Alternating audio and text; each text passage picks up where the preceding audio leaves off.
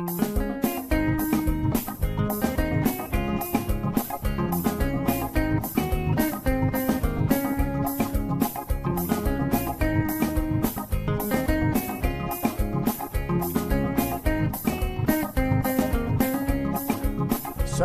all the time is here, ripping cold hard through. She's the ears and the eyes for me and you. Every day, everyone want to hear from Sandra.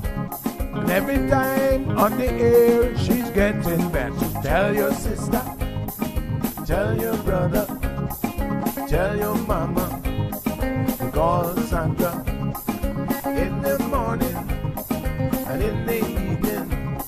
They always calling Sandra. And when they start fighting, they calling Sandra. And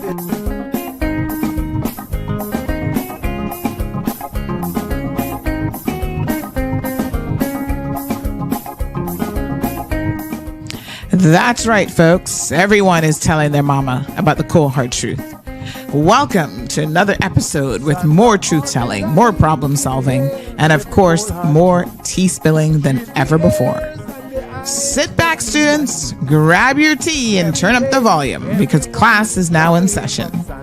Call in at 936-2626 because your voice matters. Share your opinion on issues that matter the most to you.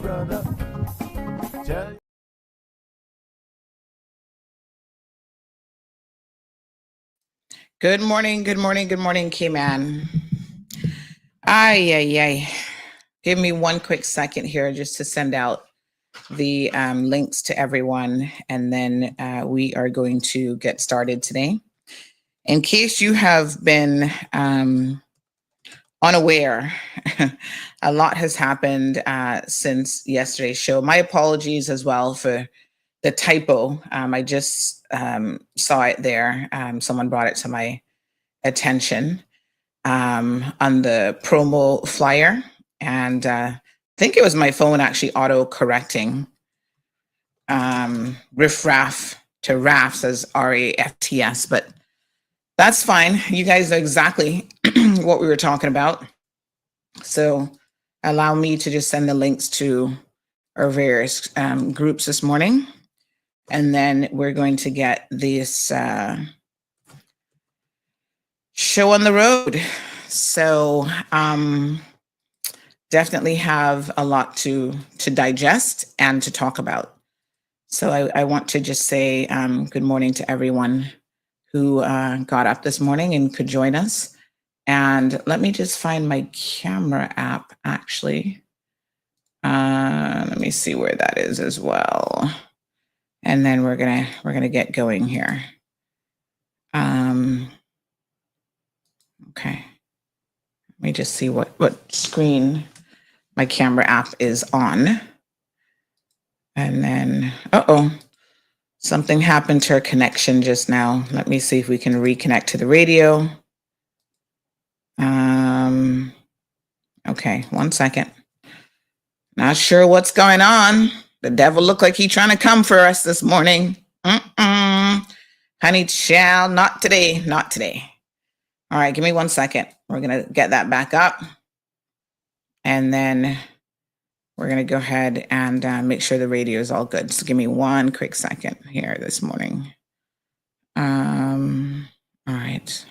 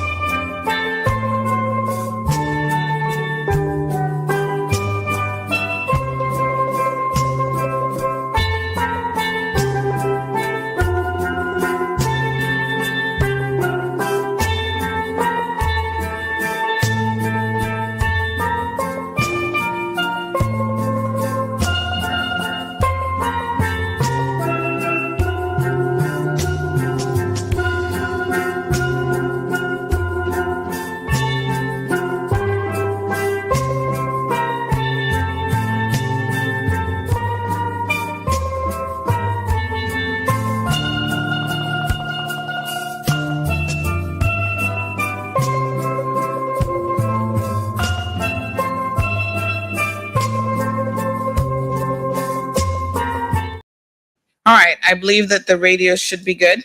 Looks like it temporarily dropped out there. I'm not quite sure what happened, but I believe we're good. All right, let's get the show on the road. So I kind of feel like this morning, before we get started, we need a bit of divine intervention. So anyone who is good at praying, honey child, give me a call right this minute. And I want you to please make it short and sweet. The good Lord knows what's in our hearts already, so he doesn't need a whole lot of explanation. But can someone just lead us in a word of prayer this morning so we can have a little bit of guidance on how to tackle this issue, because it's a very emotive issue. And I know that people will be getting in their feelings and calling for all sorts of stuff. And so I want us to be in a position to just remain calm and to regulate our emotions. So Miss Joyce Ann, can you be short and sweet with a prayer, honey child? If you can be, just give me a call, 936-2626, or anybody else for that matter. I know we got enough pastors in Caymanians. Somebody should be ringing off my phone right about now so that we can just start off this show on a positive note and, just seeking some, oops, let me fix my camera here. Actually, maybe I should leave my camera right where it is. Seeking some divine intervention here this morning. Good morning, caller. Good morning. I want to do the prayer today. You want to do the prayer today? This is a girl with the eye. Yes, I want to do the prayer. Yes. Make it short and sweet, honey child. Yes. Take it on. Dear God, I want to give you thanks for another day to be on your wake-up list. Mm-hmm. Thanks for everything you've been doing, God, and what you're about to do. And can't find a better place to be more than in the Cayman Islands. I want to pray for the people of this island who are having issues, struggles, God, and we ask you for great intervention right now, God. And as we're about to start the show, please, God, please be in front, behind, and all around us, God. And if we pray for people who are in the hospital at this time, those who are grieving, those who have struggling moments, dear God. I want to give you thanks for everything in all your way. And I want you to lead us the right way, dear God. Mm-hmm. And we tell you thanks right now in all thy ways. Amen and amen. And what we really need to pray for this morning is some guidance on this show to ensure that we mm-hmm. Just remain calm, because it's a very upsetting situation. Thank you so much, caller. Yes. God is going to lead. God is in control. Thank mm-hmm. you so much. Mm-hmm. So I don't have any intentions of making my blood pressure go up, and so I want everybody else to do quite the same. And I've got lots and lots of evidence and information here that somebody said they sent the prayer from earlier, but the tech issues already started. Oh, Lord, have mercy. Oh, thank you for the prayer. This person says, Dear Lord, I pray that you will raise your hands over all things CMR related and iron out kinks and keep away all technical disasters this morning so that we can have an uninterrupted show. In baby Jesus' able name, I pray, amen. Well, thank you for that. I didn't see that. Thank you. So yesterday during the show, and I'm showing you guys my Riff Raffs shirt. I want to make sure that y'all can see it. I'm wearing it with pride this morning. But yes, yesterday during the show, I was starting to get messages towards the end of the show about a company called Indigo Divers, and they were putting some stuff up on social media. So quite a few of you messaged me, and the first thing I said, and good morning to everyone, by the way, excuse my manners, honey child. We can just jump right into it this morning. And the first thing I said to myself is, all right, Sandy, 2025 is here. Namaste. We're going to remain calm, cool, and collected. And we are going to take our time and find out what this is all about before we pop off on anybody. Because while you guys were sitting here asking me, we had a nice, relaxing, fun show yesterday, asking some Q&A questions, Ask Auntie Sandy. It was a good show. And it was starting to turn not so good when I started seeing these messages come in. But instead of responding immediately, I said to myself, let me check the facts. Let me, take time to read it. And see exactly what's going on before I say anything, and certainly before I do anything. So I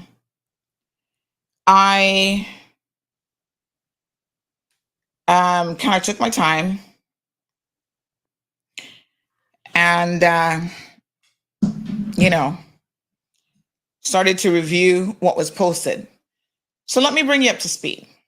There's a company called Indigo Divers, and there's a couple things that I want to say, first and foremost, to ensure that there's no miscommunication here. This company has nothing to do with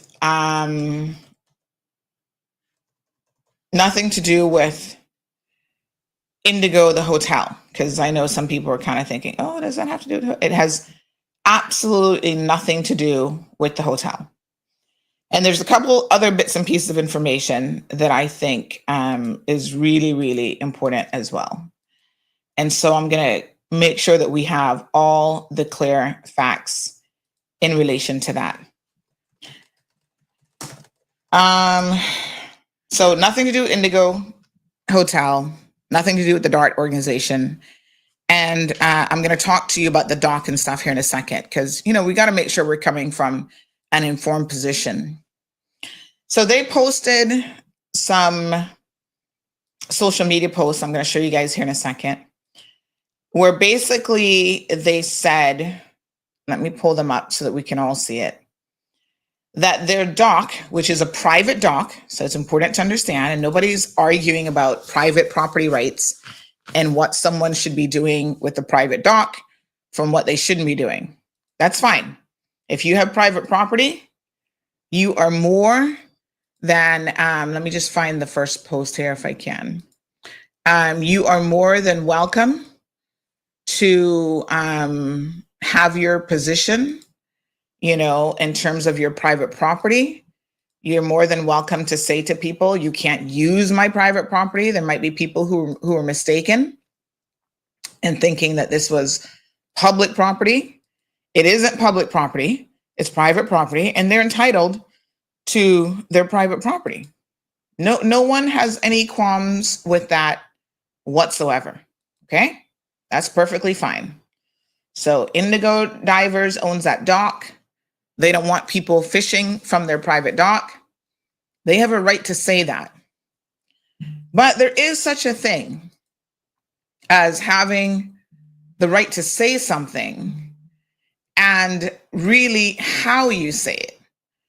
And the disturbing thing this morning is that, and the theme really for this morning's show is let them. And there's an actual video. I'm just having someone cross-check it for me to make sure it doesn't have any profanity or anything in it, and then we can share it on the program. The concept of let them is allow people to be who they are. When people show you who they are, let them, okay? As Caymanians, this is a lesson that we need to learn. Because we have people from all walks of life come here and treat us less than, have no respect for us. And instead of us trying to, because I know y'all, up in your, this, that, next thing. Oh, we defending these people, blah, blah, blah. I'm like, no.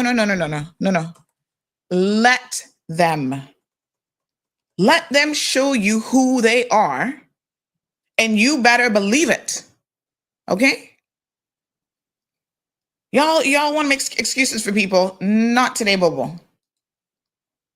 Okay? Let this couple, and I'm going to get their names here in just a second. Let them show you exactly who they are. Mm-hmm. And they have. Apparently, Chris and Kate have demonstrated on more than one occasion exactly who they are. So All I'm saying this morning is let them. I'm not going to question the authenticity of these messages and these social media posts, because as far as I'm concerned, they're pretty clear. So they put up several posts that were concerning. The first one here is several days ago, and it says, Indigo Divers, Grand Cayman. This is on their Facebook page. Continue your theme of keeping the riffraff out. Hashtag get off my land. Hashtag private property. Hashtag no parking worries. Hashtag Indigo Divers. Hashtag Indigo Divers Cayman. Hashtag 6 divers max. There's so many ways that they could have chosen to say this.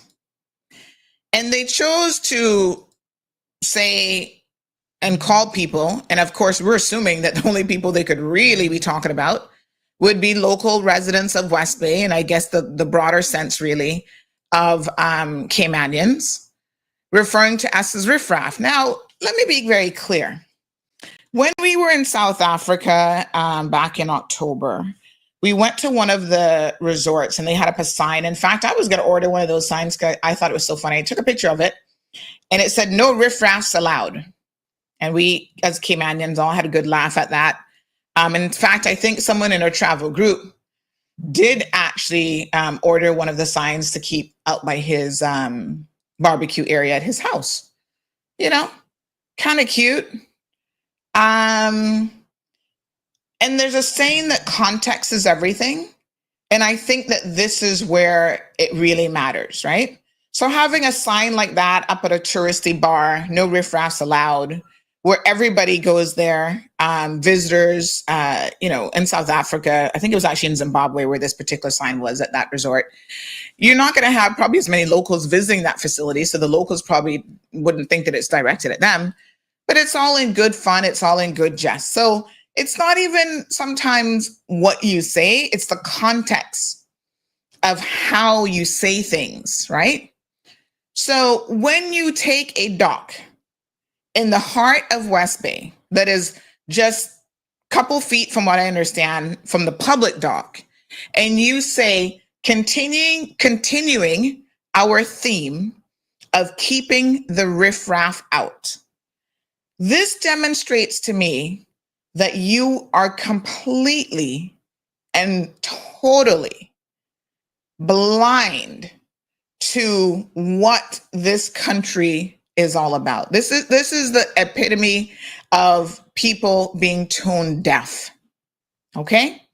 Say, for example, these people who now have status and who have been here since 2004 have no idea,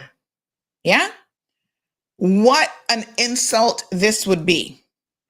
Let's initially give them the benefit of the doubt. And I'm going to tell you why. I took time before jumping on this topic, and I have come to the conclusion that these people fall into a category of the type of people that we do not want in the Cayman Islands. All right? So you initially give people the benefit of the doubt. Maybe they don't understand this. Then you see that in the 17 comments that they had there, people are like, listen, this is offensive. Who are you talking to? Who are you calling riffraff? Right? And then they hunker down. They don't get it. They continue at that point to be willfully, ignorant. And that's when I pause and go, oh, okay. That's how we're going to do it. That's the way that we're going to go with this. No problem. Because you see now, that's where you're going to bring out a very different side of Auntie Sandy. All right. So I'm very proud to be wearing my Riff Raff shirt here today. And I'm going to tell you all there's different types of Riff Raffs. There's the Riff Raffs that deserve to be here. Okay. That this is our country. And there's a riffraff that we have invited in that clearly shouldn't be here. And if there was a way to revoke their status, I would be the first in line this morning to be saying that they should be, them and Lovell should be first in line. But it isn't that easy. And so after we get all up in our feelings today, we talk about this, a lot of you are going to be like, well, what are we going to do about it? Because by tomorrow, the conversation would have ended and we would have forgotten about it. And some of you next week will be booking indigo divers to go out in the water, on our beautiful waters here in the Cayman Islands. I'm going to tell you no. I'm going to demonstrate to you how you go about canceling people like this. And I'm not big on cancel culture, because I believe in freedom of speech. But I also believe that when you're in somebody else's country, you demonstrate the fact that you can be respectful and that you are respectful to them and their cultures. Now, these people got in the comment section of the, once we put it up in CMR, they got in the comment section and they started doing the most about all of their comments. And really just hunkering down and, in fact, adding insult to injury as shockingly as they did. So I'm going to talk about what that is. Someone said, did you call them to get clarification on Riff Raff? I don't need any clarification. And in a minute, you're going to see why. Because as I said to you, when someone shows you who they are, believe them. Don't ask them a second time. Don't ask them for an explanation as to why they're such, hold on, where's my button? Believe them. Believe them, okay? Caymanians, y'all a little bit too soft, You think these people care? I'm going to show you how little they care this morning, and I need you all to please pay attention. Okay. So, by the way, anybody has the, let me see some of the comment sections here. I know, my goodness, I was getting so many messages and I've got tons of screenshots that I'm going to show you that y'all need to pay attention to, including, some of the comments that they actually decided to make in relation to their posts. So yeah, we see you. We see you. And it is important for everyone in this country who cares about this country to understand that there are people who come here who honestly do not mean us any good. And we need to understand that Chris and Kate are just here to make their money and to live their best lives. And they probably care very, very little about the Cayman Islands. Morning, Eddie, joining us from the Philippines. So they put up another post about, let me just see now which one this is. Hold on one second. Trying to get them all in the correct order. All right, so this one says, welcome to Guantanamo Bay. Chris's beautiful new gate, this was 4 days ago, designed to keep the riffraff out and the fishermen off our dock. Hashtag Guantanamo Bay, hashtag keep out, hashtag private dock, hashtag no fishing, and so on and so on and so on. So they used it again. It wasn't a one-off situation, right? These are people who really are digging their heels in and doubling down, tripling down. They're coming in from all the riffraff, right? So I thought to myself, whoa, whoa, whoa, whoa, whoa. When I saw this, I'm like, what the heck is going on here?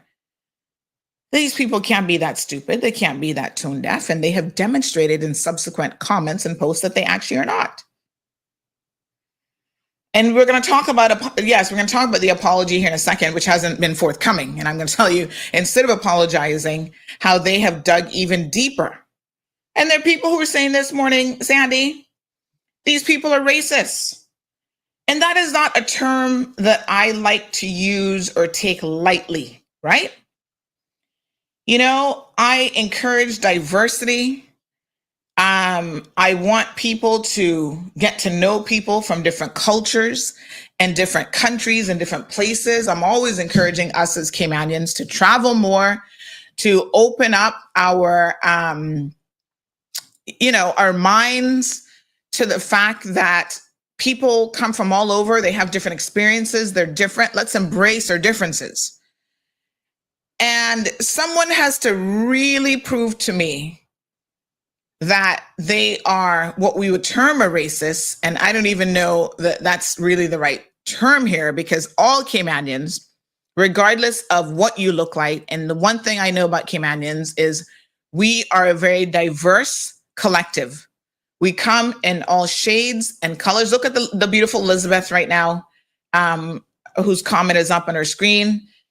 She's a fairer skinned Caymanian, beautiful, curly, red hair. I don't know if the red is her natural color, but nonetheless, we have Caymanians with blonde hair and blue eyes and green eyes. And, we have black Caymanians, brown Caymanians, some of them high yellow. I still not figure out what high yellow is yet, but whatever. White Caymanians, it doesn't matter.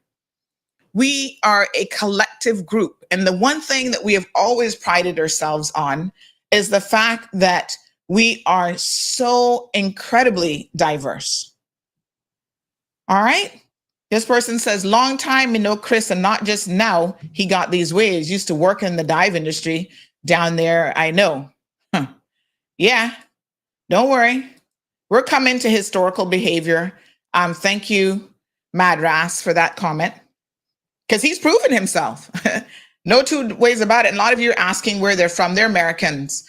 I believe from Colorado, but give me a second here.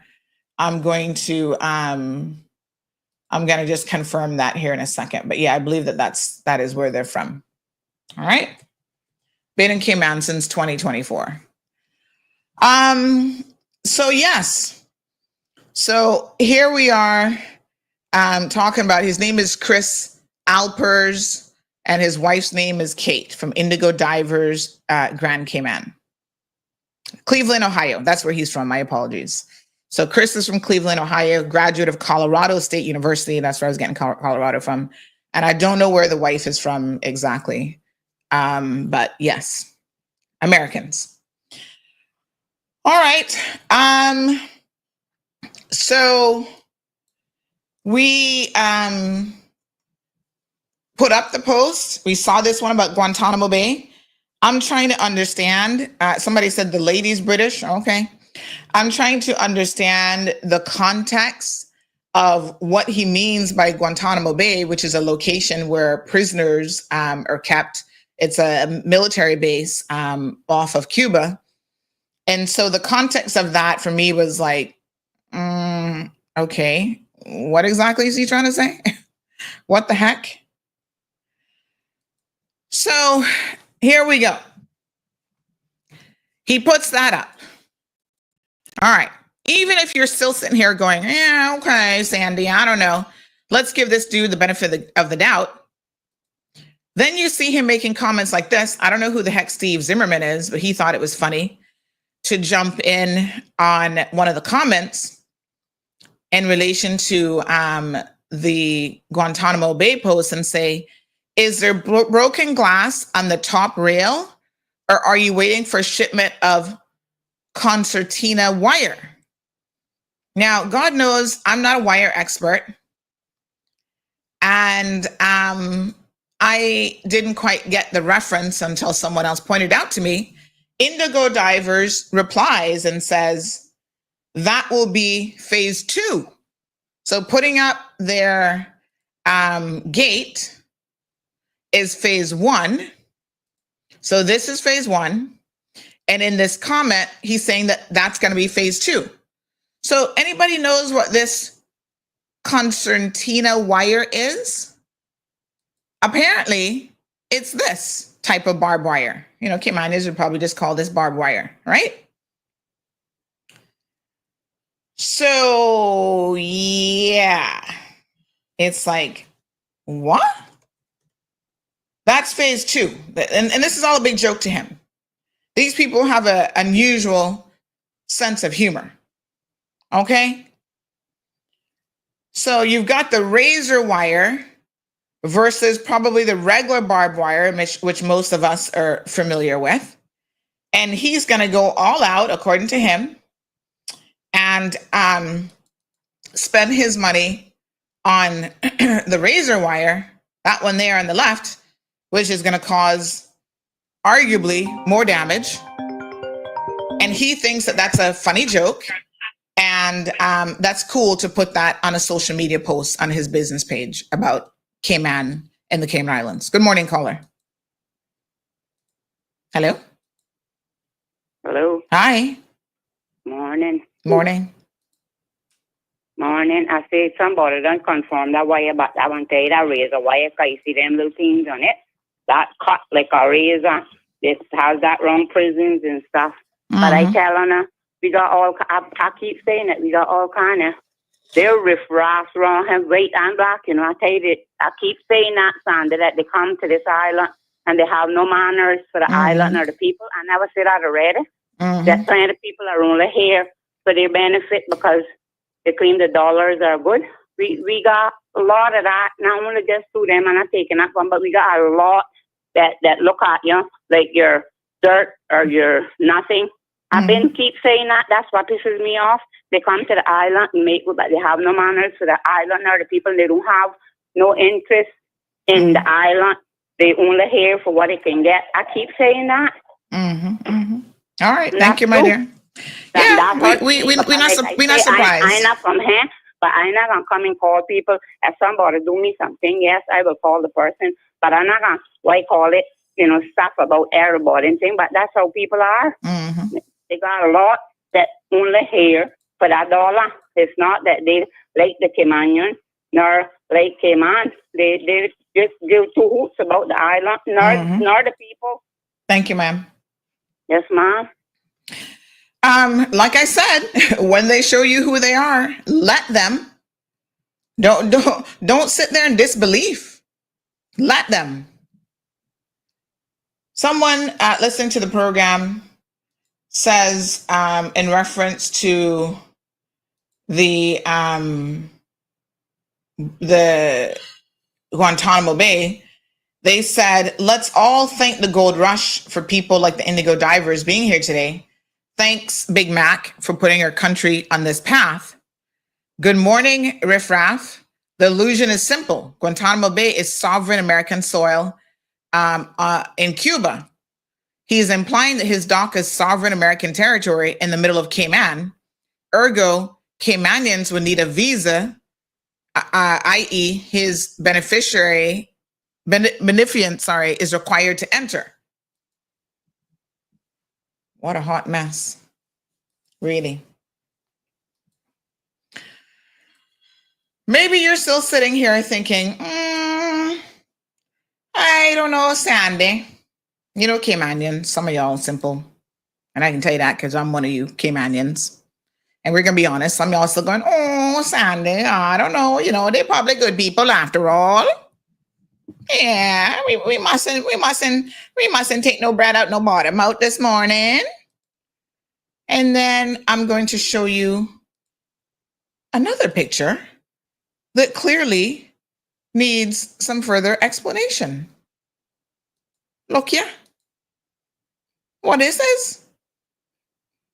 This is the same dude, Chris, in black. We can't even call this black face. Honey child, this is black body. Now, this is where it leads from being tone deaf to downright being racist.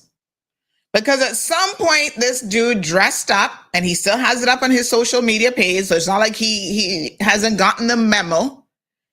He dressed up and put on his entire body, not just his face, black, whatever the heck this is, paint, body, whatever. I don't even know how he found enough to cover his behind, but that's exactly what he did. He covered up everything down to the very fingers. I had to look closely at this and say, is that really him? Because even the hands look black, for real? Wow. You see what I'm telling y'all? Let them. This man is demonstrating and showing us who he is. Let Kate and Chris show you exactly who they are. Okay? So to the Caymanian who said to me this morning, did you call them for an explanation? I'm going to ask you, in my best Georgetown way of doing it, Towna right here being represented, what question you think after I saw this would I need to ask them? Please and thank you. What would the question be? Huh? No, Bobo. I'm not gonna questions for these people.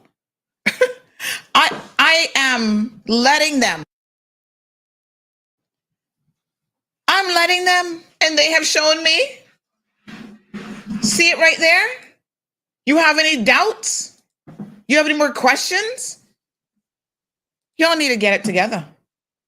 And I mean, like, for real, get it together. All right. Let them show you precisely who they are.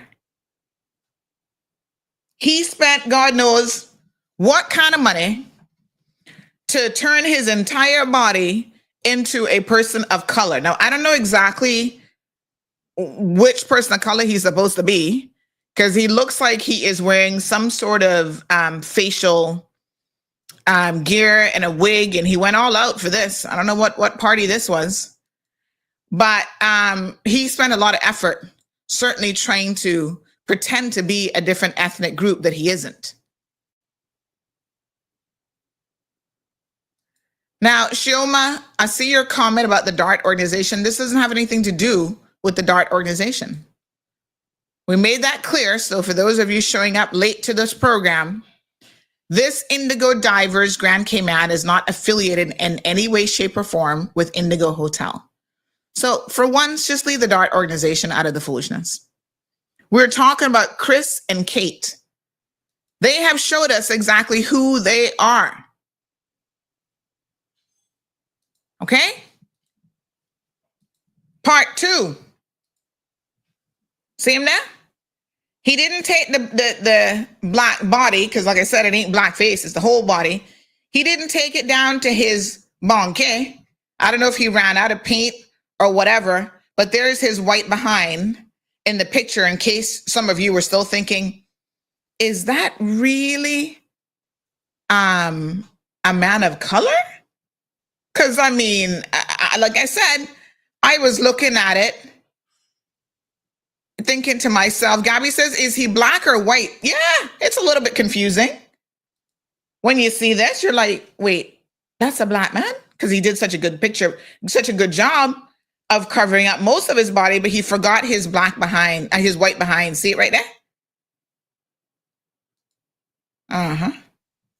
Like I said, let them. How disgusting is this? So given his little stick pole and whatever, he looks like he's making fun of some Aboriginal people from only God knows where. They're not from South Africa. They're Americans. Y'all don't think Americans like this? So y'all need to go check out what happened over the last couple months and last couple years in America and come again. Let them. I'd said that was brown paint. I thought he rubbed the S word or chocolate on himself. Who knows? But I guess it's painted on some kind of way. I don't know. So this is what we attract on occasion. And so we need to be very, very clear about who and what these individuals are. For the record, their doc, there it is. And thank you for those of you who were able to go out yesterday. I know it was very last minute and you had your little protests and I was glad that people got out there and really demonstrated, you know, that we're not going to put up with this kind of thing anymore. We've had enough. And we're not trying to be disrespectful to anyone. And everyone who has come here to Cayman and who has embraced the Caymanian people, our culture, and our way of life, we thank you for having respect. And for the rest of you who haven't, there's planes at the Owen Roberts International Airport every single day, honey child, that you can get on and you can go in a one-way direction. And we honestly don't care where you go. You know, Caymanians have got to take a very firm position in this type of foolishness. We're no longer going to sit back and hush hush and whisper in corners about people like this. We are going to start exposing them, and exposing them in a way that the entire world knows who they are. Good morning, caller. Good morning. I told my husband I wasn't going to call in, and he said, yes, you are. I think I did well. I waited till 8. So there's so much more to this, right? Like, if what I understand is factual, they used to use the public dock that's there. They forget about that when we were so Cayman-kind to them. They also use the empty piece of land across from their operation, which is owned by government, to my understanding, if that's factual, to park their vehicles and store some of their equipment sometimes. But yet, this kind of behavior, there's so much more to it. Also, that dock is the only dock on that long stretch. So what if there's a water emergency? What if there's a water emergency with their own people, with their own divers? I guess they're going to have the key to open up the gate. Get there. Yeah. Yeah, it's a lot to it. It's not just, and then also people are saying that the dock is in the water, which the water is not owned by anyone. So it is about the comments that they made and how offensive that is, but it's more than just that. Yeah. Thank you. Thank you so much. And tell hubby you tried your best. She can tell her husband she tried. So, yeah, that's them. That's their little dock. What is so incredibly shocking and surprising, you know, if they were in America, they probably wouldn't have nothing. I'd love to see which Hobunk place in Cleveland, Ohio he came from. They come here with nothing. Cayman is the country of milk and honey for so many people, give people amazing opportunities. They don't have to do much, you know. They don't have to do much. Just respect the people of the Cayman Islands, right? And don't call us names. Right? Respect our culture. Go about your business quietly. But no. They have to get on social media and put up stuff about Riff Raffs and their little dock and this and that. Well, I know one thing. They say make plans and God can laugh. I hope to God that this season here now, this storm season, the one big storm comes and wash that whole dock away.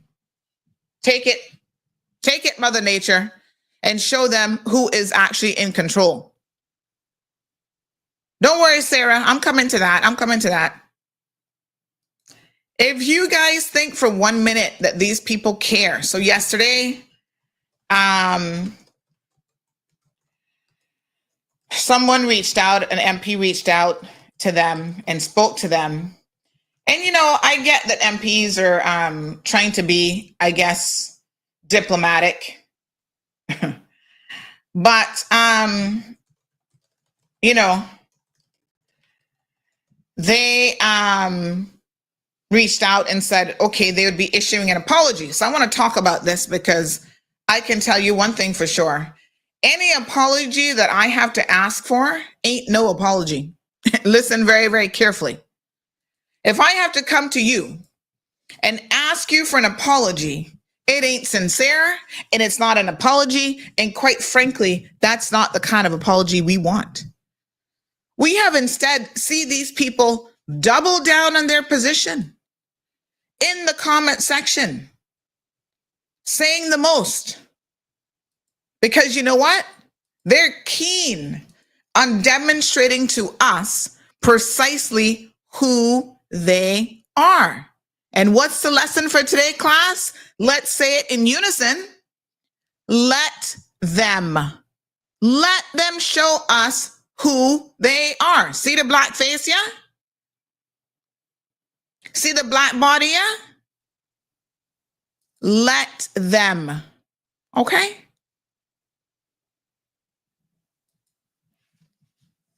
We have Mr. Ralston Anglin joining us this morning.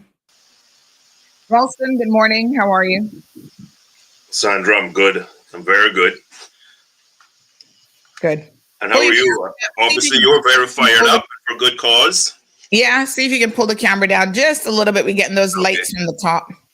Okay. Yeah, I'm not a cameraman. You've had some experience with me with cameras. Yeah, that was a little bit better. Let me try moving it again. Next time, Sandra, you have to give me better. Okay, if you could almost bring it down just a little bit more. There, yeah.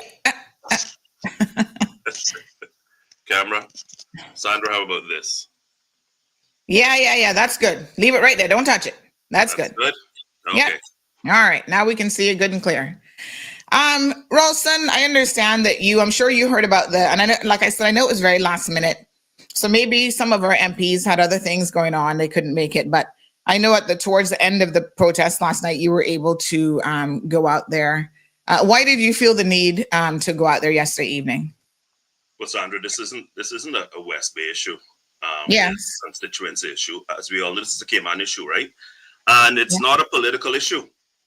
Right. It's a social commentary, Sandra. And for too long, we in Cayman have sat down and talked about how people talk about us. Mm-hmm. We know what's said at lunchtimes when non-Caymanians get together and what they say about Caymanians. And so we have sat around for a couple of decades now as things has dramatically shifted in our economy and our workforce. We've welcomed in a lot of people into this country, some good people, but unfortunately, way too many people who really, really don't mean Caymanians or Cayman any good. Cayman is simply an economic tool for them. It's a way for them to make a better living, and that's the only reason they're here. Because if the economy turns south tomorrow, they'd be gone, right? And so we very, very well know that we need to take action. What do I mean by that? We need to ensure that going forward, not only is our immigration and social and labor policies tied into the type of a society we want to build, but that we be unwelcoming to people who are going to denigrate us and denigrate our country. The fact of the matter is, come see us now, somewhere down in the Keys, forming a business as persons who weren't born in America, and saying that there are no flips allowed. That's a negative term in the US, right? No crackers allowed. No spics allowed. Right? This is a real social commentary about the way in which people, hopefully it's a minority, people who come here think about Caymanians and talk about Caymanians, and in this instance, just blast it out there for everyone to see. Blast it out there for everyone to see. I went out and I was proud to see so many people show up. I must say to the men, not so impressed by my male counterparts, because I went out there and it was mainly women, right? The guys, the men, Caymanian men, you need to step up. You need to take some time out of your busy schedules. We have to take a stand, Sandra. And unfortunately, Sometimes it takes these sorts of things to cause people to have to take a stand. I personally will say that whoever is going to be organizing any of these sorts of things going forward, they ought to start. You talk about gathering signatures. Started with this and presented to the Trade and Business Licensing Board and Department. Gather signatures saying that we object to the renewal of this license. We reject this type of behavior in our community, and we're not going to sit around and take it and stand for it anymore. Because far too long, Caymanians were these docile people, right? I'll tell you, Sandra, how an old politician, when I was... Let me just pause you there. Sorry, Ralston. Let me just pause you one quick second. We do have 2 callers on the line, and we try to give our callers priority, although we now have a toll-free number. So please don't forget, folks, if you're calling from Flow, not to worry, you're not using up any credits. The number is toll-free. But let's go ahead and grab the first caller. Let me see who we have that was up first. So we have the one starting with 916, your first caller. Good morning. Is that me? Yes, sir. Hi, good morning. Morning, dear. Sandra, I hear people's frustration, and I hear people's, their annoyance with the post, and I guess the spirit behind the post. But for me, I'd like a little more context what they meant by Riff Raff. What more context do you think you need? Well, the reason I say that, Sandra, is because, Riff Raff means somebody like an undesirable person. Okay. Okay. So, a person, if it's a private property, and a person puts up a sign or a post or whatever and saying no Riff Raff allowed, right? I mean, for me, that's not like, who were they referring to? Because I say that because, I mean, are you talking about people who don't respect the property and don't, they trash the place, they have no regard for anybody else who uses the property or who it belongs? I mean, what did they mean by that, Riff Raff? Well, to me, it's pretty simple. I'd like a little more context. Well, I don't need any more context, because when you read their post, they're saying that they don't want any trespassers there. They did say hashtag private dock, They don't want etc. any what? Sorry, I didn't catch that. They didn't want any what? They don't want any trespassers, which means they've said it's a private dock, and basically it's for them only. And they do have additional signage up that speaks to the fact that this is private parking. It's private property. It says private property, no parking, Indigo Divers staff. So they have that in relation to their parking. So that's another sign that is up in addition to the gate that they put up on their dock. And no one doesn't have any issues with them having a private property, private parking, private dock, and putting up signage like this. But why would you need to go as far? And think about who in your mind would be using this facility in West Bay. See, to me, there's no qualms about who that would be for fishing purposes. It's going to be the average Caymanian, maybe even 1 or 2 little Filipinos or Jamaicans sitting there on the dock, fishing. But most of the time, it's going to be the average Caymanian out there, fishermen just using the dock to fish from basically as close to shore as possible. Who else is it going to be? Well, I mean, I'd like to put a counterpoint out there. And I mean, Sandra, you know me, but I mean, I'm still not clear when they're talking about Guantanamo Bay, they're talking about the next step is to put up razor wire and all that kind of stuff. Do we need any more explanation? Who said Guantanamo Bay? Wait. Who said Guantanamo Bay? Oh, you must not have heard that part of the conversation. There was another post that they put out where they made reference to Guantanamo Bay. And then when someone commented on that post about, what are you going to do next? Put broken glass at the top of the rail? They replied and said, or the concertina wire. They said, yeah, that's phase 2.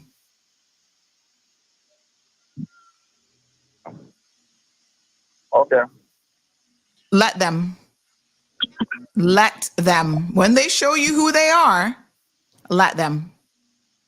I mean, I'm not saying that the person, whoever posted it, didn't have any sort of ill intent to what they're posting, but I mean, on the surface of what I saw, right? I mean, and that's why I said initially I didn't respond, and I was trying to give them the benefit of the doubt until I kept digging, and then I see this man in blackface, and then I see the post about Guantanamo Bay, and then I see the post about the razors, and no apology. And there's something else I'm going to tell you here in a second that he's done, and then you're going to get it. You're going to say, okay, let them. Okay, well, I'm listening on. Thank you for the context. All right, yeah. Caller, second caller, and we got lots of people calling in. Caller, yes, good morning, if we can keep it brief, that would be wonderful. Let me just grab this call and put them on hold. Hold on one second. All right, so I'm just going to go ahead and merge these two calls. But we've got 516 up next. Good morning, caller. Good morning. Good morning. Morning. 516. Yeah, 516-8182, right? Mm-hmm. Yes, ma'am. Good morning. I'll talk about this Riff Raff. And for the call before, they don't understand what these people mean. Take it in a bad way. Don't take it in a good way. Riff Raff. Okay, so these people, they have status, right? Yes, sir. Okay, so let's call it like it is. And it's election time now, so the people should be listening. These are Caymanians. Because in our paper, it says that anybody who has status is a Caymanian. So this is where we need to change that notion. Make it be like the U.S. You live in the U.S. for a million years, you'll always be a U.S. citizen. You're never an American. But you come Cayman, because of our draconian laws, it makes anybody who come here, who acquires status, we call them Caymanians. Now, what they're doing is that Cayman crime. No, but we still give them that title. Mm-hmm, so I think it's time that we change the way that we are populating this place with that name, Caymanians. Like the other day at a show was asking who or what is a Caymanian. And I sure say, if you go by the law, they are Caymanians, but they are not Caymanians. Mm-hmm. So we need to, I think it's time these politicians and the lawmakers go back to the table and change these things. Because we are giving people these titles that don't deserve it, period. They shouldn't even be here. Because we are all about inclusion. That's what they call Cayman Islands a melting pot. Like I said, people should do the statistic. Cayman is 76 square miles. And we have over 150-something different nationalities, different religions, different religious beliefs. And we're all at peace and tranquility. Nowhere else in the world has happened in that such small space. So we have to value what we have and don't let people like this come here and we give them the title to destroy that kind of harmony that we have. So please, politicians, if you're listening, on the board to the board and in a change that way of becoming a Caymanian. It should be by birthright only, or by if you're married or whatever it is, but not just any job that come lately that come here that we destroy the fingerprint mechanism to know who they really are. Come here and become a Caymanian. It's impossible. I've never saw it that way. But anywhere else in the world you go to live, you'll never be Jamaican or be somebody from Belize. You'll always be a citizen of those countries. It's only Cayman. We have this 19 from I don't know when that we have this law that needs to be changed. We have laws to protect here, but they need to be upgraded now. Thank you very much. All right, there. Next caller. Good morning. Welcome to the program. Good morning. Morning. This is Kyle. Hey, Kyle. What's up? I saw this post from before a whole bunch of people really thought to see it. I think Zito was one of the first people asking them what they meant.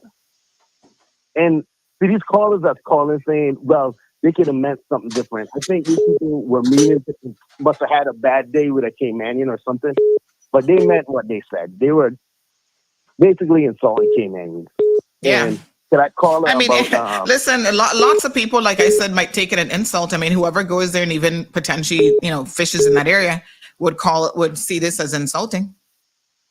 It is, and to that caller when he said he did mention Belize just now. my family's from Belize, and these people would have already been on a plane. They would have, that business would have been closed. They would have been on a plane. The Belize government would have took action already. I don't know. I only heard Ralston. I don't know if anybody that's planning to run has spoken out on this. I haven't seen it. But even the blackface stuff, man, let me tell you, that is alone. Right? Alone, that is, I think that's even bigger than the Riff Raff stuff. If you ask me. Yeah. And you have your ears more to the road than me now, but have they even tried to apologize yet? I not see no apology yet, and we're going to talk about that here in a second. I'm going to tell you what I do know. Yeah, because I've seen that they closed. No apology. In fact, they've doubled down. They've doubled down in their position. I'm going to tell you what I mean by that. Yep. I'll wait till the cursing hour to call back. 2025, I've been trying to be good, but Lord knows, come 9/29, things might have to pop off. Yeah, I know that old guy called in, I don't know his name, but he's like, Sandra, don't curse anymore. But this is stuff you got to curse for. Ah, boy. Thank you, my dear. Well, keep tuning in. All right, Sandra. Have a good morning. You too. Ralston. All right, hon. Okay, thank you. Yeah. So this is where we're at, folks. And I know lots of people are trying to call in. The lines are now open, 936-2626. Ralston. It's shocking. Like when you see, as we can see, our Caymanians, and I appreciate the guy. I know who the person is saying he wants to play devil's advocate a little bit. What do they mean by Riff Raffs? I don't personally need any further explanation. This speaks to exactly what I was talking about earlier about why Caymanians get trampled over.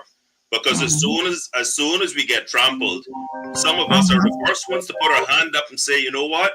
They really don't mean to be trampling us. Maybe we should be getting up instead of being stepped on, right? And so that's unacceptable in my opinion. Yeah. And Stephen Caymanian in the UK says, when would Riff Raff ever be appropriate in this case?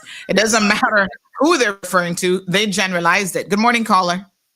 Good morning, Sandra. This is Deborah calling in. Morning, Debbie. How are you? A little bit unhinged, but I guess I'll get my act together as the day goes forth. It actually behooves me. It infuriates me. I am so angry. I went to bed angry, and I woke up angry. I attended that protest last night along with a very small group of people. It was a very impromptu meeting. There will be a protest on Saturday at 10 a.m. in the morning. Okay. I understand one of your last callers. I hope he was being a devil's advocate because that's the only thing that I can assume. Yeah, and right now we don't even need to give them that much of the benefit of the doubt. Like I said, no, there's no benefit of the doubt to be given. I want to make some very salient points here. Firstly, the RCIP officer who was on duty last night. I want to emphasize, to my surprise, he was RCIP officers that I've encountered. He made it very clear to us that he was there to do his job. He, on a personal level, as a citizen, has the same feelings that we do because it would affect him and his family as well. And we being referred to as Riff Raff. But because he's a public servant, he had to ensure that no damage was done to that property whilst he's on duty. Understandable, okay? Secondly, I think, I have an issue with these status holders. As I said, I have a new phrase, provoke and revoke. But to know that we have 4 sitting MPs in the District of West Bay, 4, and they were represented last night by constituents of every district, and not one sitting MP attended, not one. That speaks volumes for me. And you want our vote? The only one who did show his face is the person sitting there you're talking to now. No other incumbents were there, only one. Listen, and let me also say this. Not only that, let me be very, very clear here. Andre did reach out to me, and apparently he said that he spoke to them, and they were going to be issuing an apology. I've yet to see that apology coming anywhere, but we had another. And like I said, we're not looking to beg no apologies. Let's be very clear about that. But we're past apologies. We had another MP, aka McKeeva Bush, who was actually telling people, I want y'all to listen to this one, telling people that we are stirring up trouble. This is the man who is considered, what is he, the grandfather or father of the house? And him and his drunken, slobberly ways, even when he's sober, he can't get it right.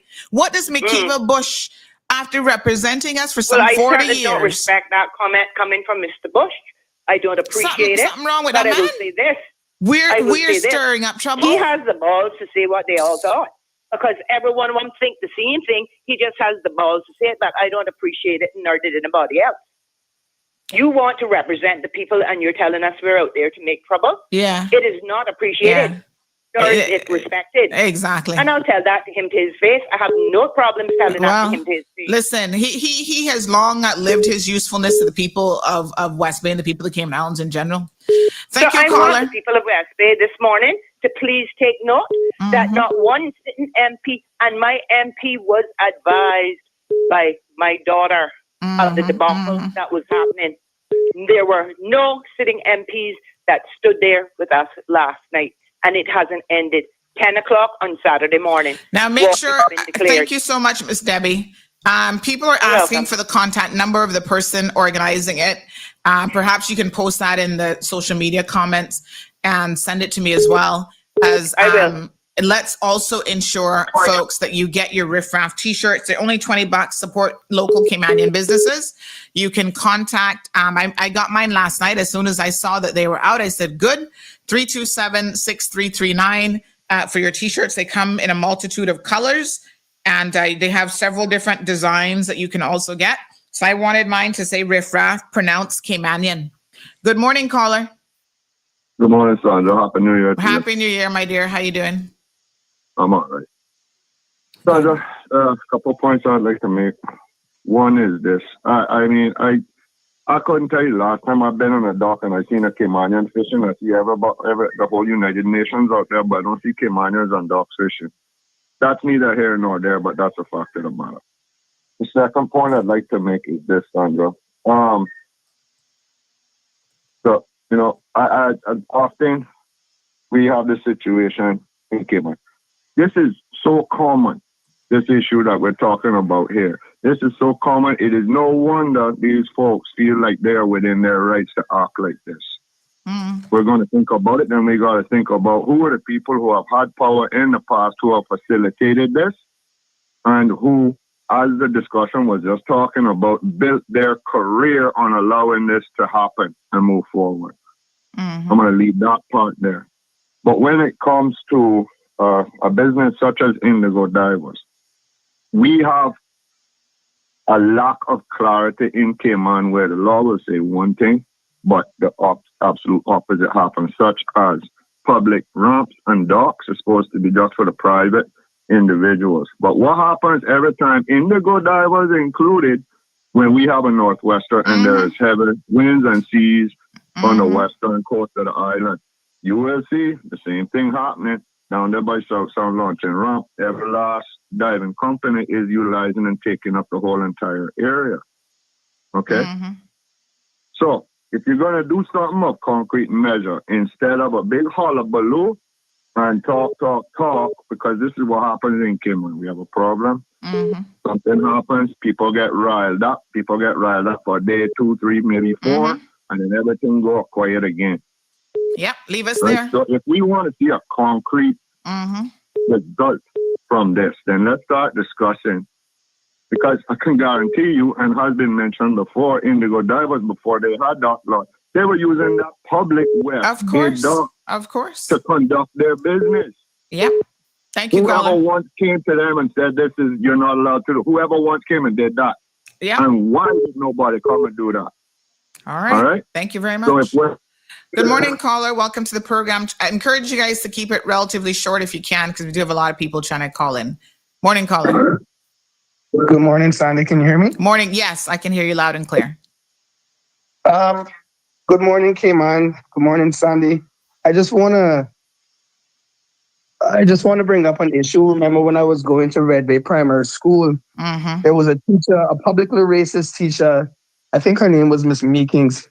She made comments about black children, dirty Caymanian children, blah, blah, blah, blah. And this was a continuous thing. So I remember, telling my mother, and my mom's best friend at the time was Teresa Martin, Sherry Ann Smith, whatever. They weren't happy about it. We talked to the teachers about it. They didn't do it because they said to them, we're giving her till 3 o'clock to resign. The woman never went away. My mother and Teresa went to the point where they got arrested to get her out of there. The next day she was gone. Never to return. But this is something that don't happen, that hasn't happened, or been happening, for quite some time in Cayman, but we have finally know, just because it's in a public forum, now bringing light to it, but it happens in our schools, it happens in our community, it happens in the workplace constantly in the workplace. So now that people are seeing this sign, I hope they get what they get. And we don't want no apology from them. We want them gone. And I know I might sound like an ignorant Caymanian today, but I'm not an ignorant Caymanian. Indeed, it's more I'm an upset Caymanian, one who has reached the brim of seeing this kind of stuff happen. I'm sure there's many other people out there who can agree with me. It's wrong. We're not tolerating it. We want them gone. Tear down the fence. And let's just say, for example, the caller before said, it's always tourists out there dying in our waters anyway. What if one of them had got sick or something happened out there and they needed to come and emergency services had only that doctor access them? How would that have went? How would that have went? Yeah. And as much as we love Rolston and our politicians, I don't want our politicians now to step forward. This is not something that they just need to step forward now because it's actually out there blatant in our face. That lady said she saw no MPs there last night, right? Where were they? She said no sitting. Let's be clear. Rolston did go, but she said no sitting MPs. So the ones who are in there now, Rolston did come, I understand, towards the end of the protest. And some people, Ms. Julie, said that she didn't know anything about it because it was a bit last minute. So, I'm happy to give them the benefit of the doubt that maybe they didn't know that it was happening. But, Mr. Andre Ebanks did post something on his social media as well. Anthony says they apologized on Radio Cayman. Oh, they would be apologizing in Radio Cayman because they don't want almost 1,000 people here in our live stream to hear it. That's why they apologize on Radio Cayman, right? Because they know if they come on your show, what they're going to get. And we don't want no apology. There's no apology for that. If anybody says, can you please clarify what Riff Raff means? If you need a clarification of Riff Raff, Google it. You understand? We're not mama saying to you, we don't need to get no clearer than that. Riff Raff, what's left for them to do? For them to publicly put the N-word out there for us? Get rid of them. We don't want them here. We don't need them. I don't care how anybody feels about it. If they want to go down there and rip down the dock, tear it down, pelt rocks at it, whatever, get them out. We don't need them here. Right. So let me just put it in context. Right now on YouTube, there's 17 people watching Radio Cayman. I guess 17 people, at least on YouTube alone, heard the apology. We have 424 on YouTube, another 375 on Facebook, plus another 6, and then 154 on Instagram. So who exactly are they apologizing? Who exactly are they apologizing to? Are these people serious? Listen, if nobody never said, every time something bad happens, somebody goes, I expect an apology. What is that going to do? The damage that's like you punching me in the face and telling me, I'm sorry, I broke your jaw. But that don't unbreak my jaw. The damage is already done. The damage is already done. Yeah, thank you so much, caller. And I want to say that if you think that these people sat down for a minute yesterday and contemplated like, wow, maybe we misstepped. Listen, we all do stupid stuff in life. We've all said things in retrospect that we have regretted. Nobody is perfect. But if you believe that these people actually had any degree of respect for this country, I'm going to show you what they did as of last night. They actually went to their Google page and they changed their company name on Google to Indigo Riff Raff Grand Cayman. So that not only means that they meant what they said, they were showing us that they don't give a you-know-what about what they That's said. right. And that's to add insult to injury on top of it. They have doubled down even as between last night when you think to yourself, okay, maybe they would have reflected on this behavior and what transpired. And instead of reflecting in a positive way, they're continuing to make light of the situation and think that this is no big deal. I mean, I've never seen anybody like this in my life. No, man, we have. What about the lady down on the beach with the dark skinned Caymanian kids? What about that? It's like it constantly happens. Yeah, but when true. it's brought into public, you see what I mean? So it's not just one thing. If you go back down your records, I'm sure you can say, well, this had happened at the beach that time. And what about them people that say they can't access this? It's constantly happening. And because us street little Caymanians, we know that should have been Jamaica. That should have been Bahamas. I see they put up protest. They burn it down. They go out there. They protest. They tear. It's not supposed to be. We can't go to the U.S. and do that. We'd be on the first thing smoking. Listen, Trump would already issued an executive order to get you out of there. It's sad. It is seriously so sad to see. I don't understand when people in Cayman are going to get it. The more that we stay separated, is the easier we get to pick apart, the more susceptible we become to these type of comments and behavior from expatriates. Not to say now that all expatriates are bad, because God knows I have great expatriate friends, and I know plenty non-racist people. So it is what it is. Yeah. Listen, unlike them, we're not painting everybody with the same brush. I grew up in Cayman, born in Cayman. My great-grandmother is white with green eyes. My great-grandfather is black as tar. I mean, it don't matter. We got it all throughout our blood. We're a mixed culture. We don't really see, you hear us calling each other black and stuff, but everybody has a very black person in their family. You know what I mean? As a Caymanian, you can't point out one Caymanian to me that can show me. I don't got no black people in my family. I don't know where it exists. You can't be Caymanian. Thank you, my dear. Have a good day. All right.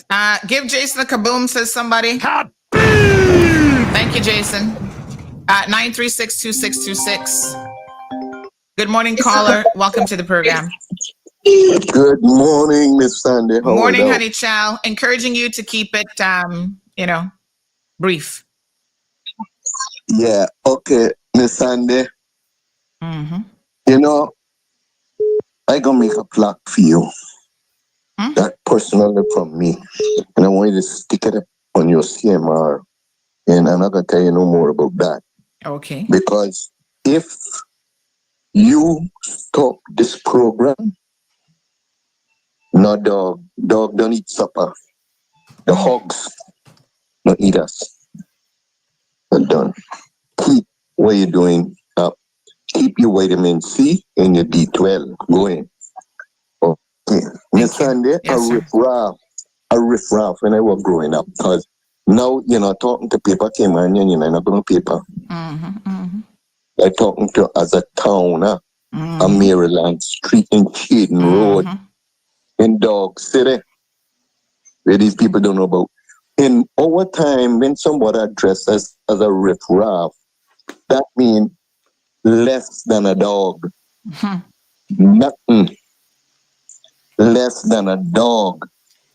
And these same people that is coming here and saying that Caymanians is riff raff and living better than us Caymanians, they should be ashamed of themselves. And every Caymanian that has the same feeling as I do, put in a 30 cents donation, send it to CMR, and make CMR buy a one-way ticket. You understand? It's a shame, it's a disgrace how the people come to this island and insult us. Now they got good people here on this island from other countries. Excellent. And it making them look bad too. because they're saying them foreigners. You see? So it's making their own people look bad. But when you're talking about a riff raff, that means you're considered less than a dog. You're not nothing. You're not important. You're garbage. Anything bad is a riff raff. Thank you, Good caller. morning, Mr. Anglin. Mr. Anglin, good morning. Great to hear you. And I hope that you earn your late rest, babe. Thank you very much, sir. Thank you. Rolson. Sandra, at the end of the day, let's not even focus for 30 seconds on Riff Raff. Let's focus on the fact that up on social media, we have people who have been granted, as I understand it from the comments thus far, I don't know this for a fact, have been granted Caymanian status, but are willing to post on social media a picture of themselves dressed in blackface, made up in blackface. The last time I checked, we are supposed to be a country that's trying to build our country with the right types of people. And yes, that can be subjective. I don't think what you have up on the screen can be subjective. The fact is, I think we need to have a two-part to this thing and get people to put their signatures on. It should go to the Department of Commerce and Investment and to the Immigration Board, because it's, in my opinion, that sort of behavior that you see right there on that screen, in no circumstance is the type of person that should continue to enjoy the right to be Caymanian as they got under law, because they got a grant of Caymanian status from what I'm being told here, and a grant can be revoked. And so for me, there are two things at play here. There's how you operate yourself and conduct yourself as a business. You don't have an inherent right to own a business. You have to comply with certain standards and laws across numerous pieces of legislation.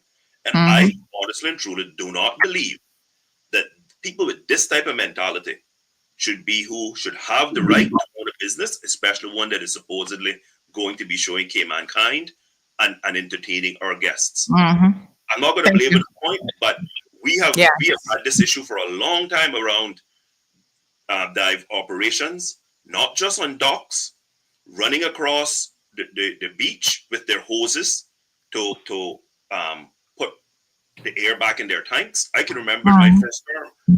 Let me just pause you 1 second, Roll. So we do have two callers on the line, so let's try to grab these. Caller starting with 946. You're up first.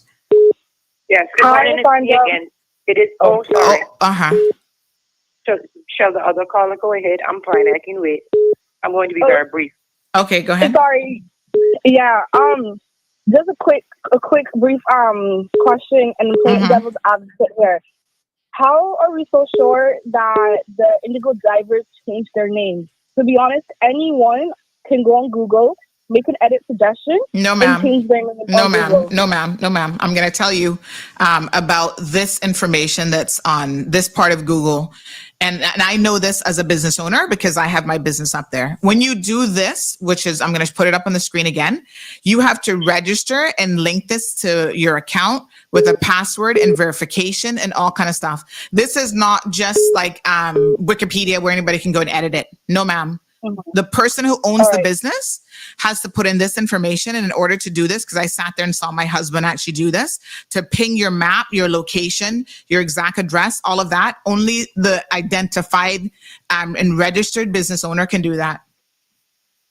Okay. All right. Hope that helps. Devil's advocate is done. That's it. Yes. Thank you. No problem. No problem, honey child. And this is why, again, it's important for us to understand how these things work, because we're easy to give people the benefit of doubt. Oh, yes, I just went and changed it. No, honey child, this is them. I have a business on Google myself, and my husband went through the process, and I got to see it about 6 or 7 months ago with my own eyes. So I know exactly how this works, how you get listed like this with the number, the directions, all this kind of stuff. This is the company owners that did this. Caller? Yes, I assume that last caller was also playing devil's advocate. Well. Anyway, I digress. Yes, ma'am. I have had several calls this morning from, of course, it has to be anonymous, civil servants who are asking me to ask these questions. And as we only have one politician who is sitting there, the rest have gone into captivity. I would like perhaps he can answer this question. I am not sure. But question number one, we were told last night by the RCP officer that the land where the Guantanamo Bay chicken coop has been placed is actually the Queen's Bottom, meaning Crown land. It is in the ocean. So do they really own that dock, or is that Crown land? Secondly, where they launch indigo divers are launching their rafts. Their divers launch their rafts on a daily basis. I think that is government-owned property. Again, Crown land. And the house across the street, which Ralston will know exactly where I'm talking about, that is a parking space for all of their divers. Is that now not also government-owned land? Inquiring minds. And like I said, I want to make it very, very clear that where they are is a marine area, and there shouldn't be any fishing there, regardless of whether that dock is there or not. From 2021, and where the public dock is, which is a stone's throw away, is also a marine park zone. So we don't want to encourage anyone to go there fishing to prove a point, because then you'd be breaking the law. But and I don't really care, quite frankly, who owns the property.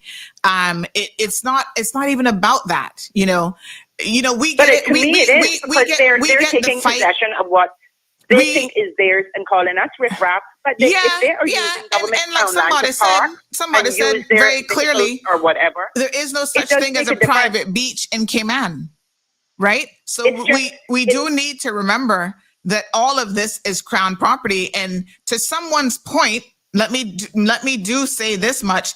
To someone's point this morning, they said, Sandy, you need to double check and see how that dock was built and if that actually meets the requisite legal requirements, because let me just read exactly what this individual said so I can get it right.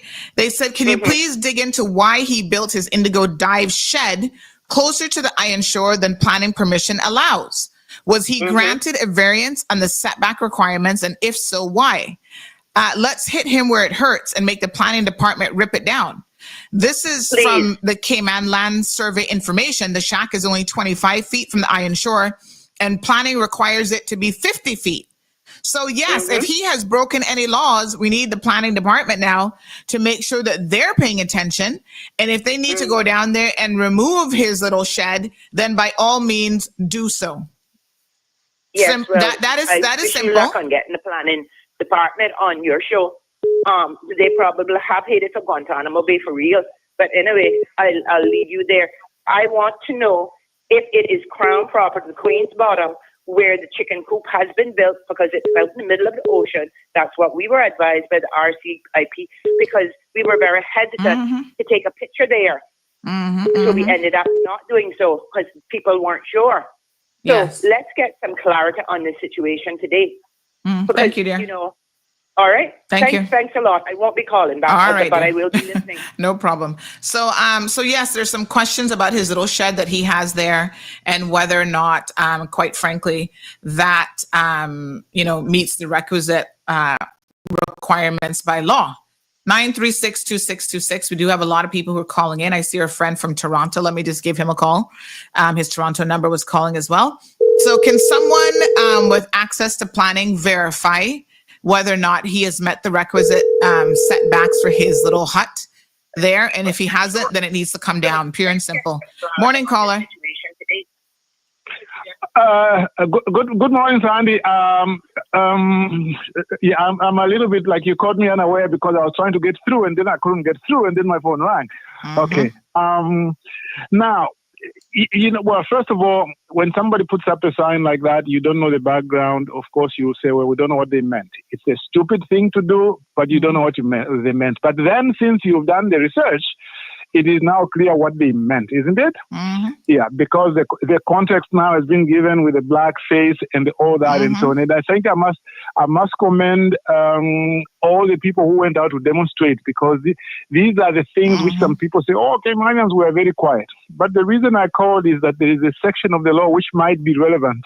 Is section 164 of the Penal Code. It says basically in section 164(1)(c), any person who uses any threatening, abusive, or calumnious language to any other person publicly as tends to provoke a breach of the peace, or uses such language accompanied by such behavior to any person publicly as tends to be a breach of the peace, commits an offense, and the imprisonment and fines. Now, I'm not saying that if these people were to be charged under that section necessarily that they would be convicted, because this is Cayman, but I know that in other countries, they have used a section that is broad like that to mean that if you put a sign up publicly like that, even if you are sort of like not saying who it is, but clearly you are intending to offend somebody, and the background of that sign shows, as you have shown, that actually you are intending to provoke, you can possibly be charged with a criminal offense. I just thought that people should know that. I appreciate it. Thank you. Thank you so much. Bye. And so we have our representatives. Some of you were questioning why they were not there. And I'm now going to say to you that when we see representatives like Makiva Bush making these types of statements in a public group, be mindful of who you're going to put your ex next to on April the 30th, okay? So here's a man that has, when it's convenient for him, wants to talk about, Caymanians, this and that and whatever. And yet here he is in a group with probably hundreds of people saying foolishness about after Caymanians sold their land, the penal code kicks in, it's private property. If anyone thinks we can just walk in and take it, they're idiots. All right. And nobody thinks that, Mr. Bush, but come on now, you could have done better than this. He says, think of it. If this was so, anyone could come in and say, I want your yard for whatever reason, and then what? Be mindful of what the law allows us to do. But nobody's even saying, like, that is not the core issue here. He goes on. It's time. It is, what do you say? It's not the time for us to step out. Cayman is a free speech country. That's rich. According to our constitution, we're governed by the English common law. Okay. Oh, I would like to do many things. We're sure you would. Keep your hands off women. But you all are people I depend on for friendship and advice. Don't go anywhere with troublemakers where we can kill a fly without using a hammer. So those of you who are out there protesting yesterday, Makiva has called you troublemakers, and he was saying to y'all last night, all you're going to do is stir up trouble. And here he is putting that same conversation in a group. Good morning, caller. Hi, good morning. Morning. Hi. I just wanted to say the Cayman government really needs to realize and notice that right now, Caymanians are fed up. We are completely fed up of being stepped on, walked over, treated like doormats in our own country. And if they think things are bad now, if they see this new generation, this generation Alpha and Z that's coming up after us, they better get their act together. That's all I have to say. Thank you, caller. Rolston, what a mess. Our MPs themselves seem confused. Sandra, anyone that has seen this act, anyone have seen the blackface photos, cannot tell me, because one of the things we're going to have in this election campaign is immigration reform.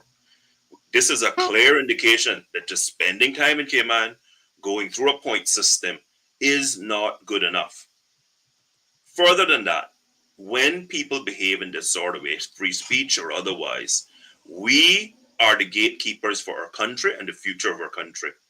And the law has to be continued to be applied very, very stringently, especially when we can see obvious cases of people who are not desirable in the Cayman Islands.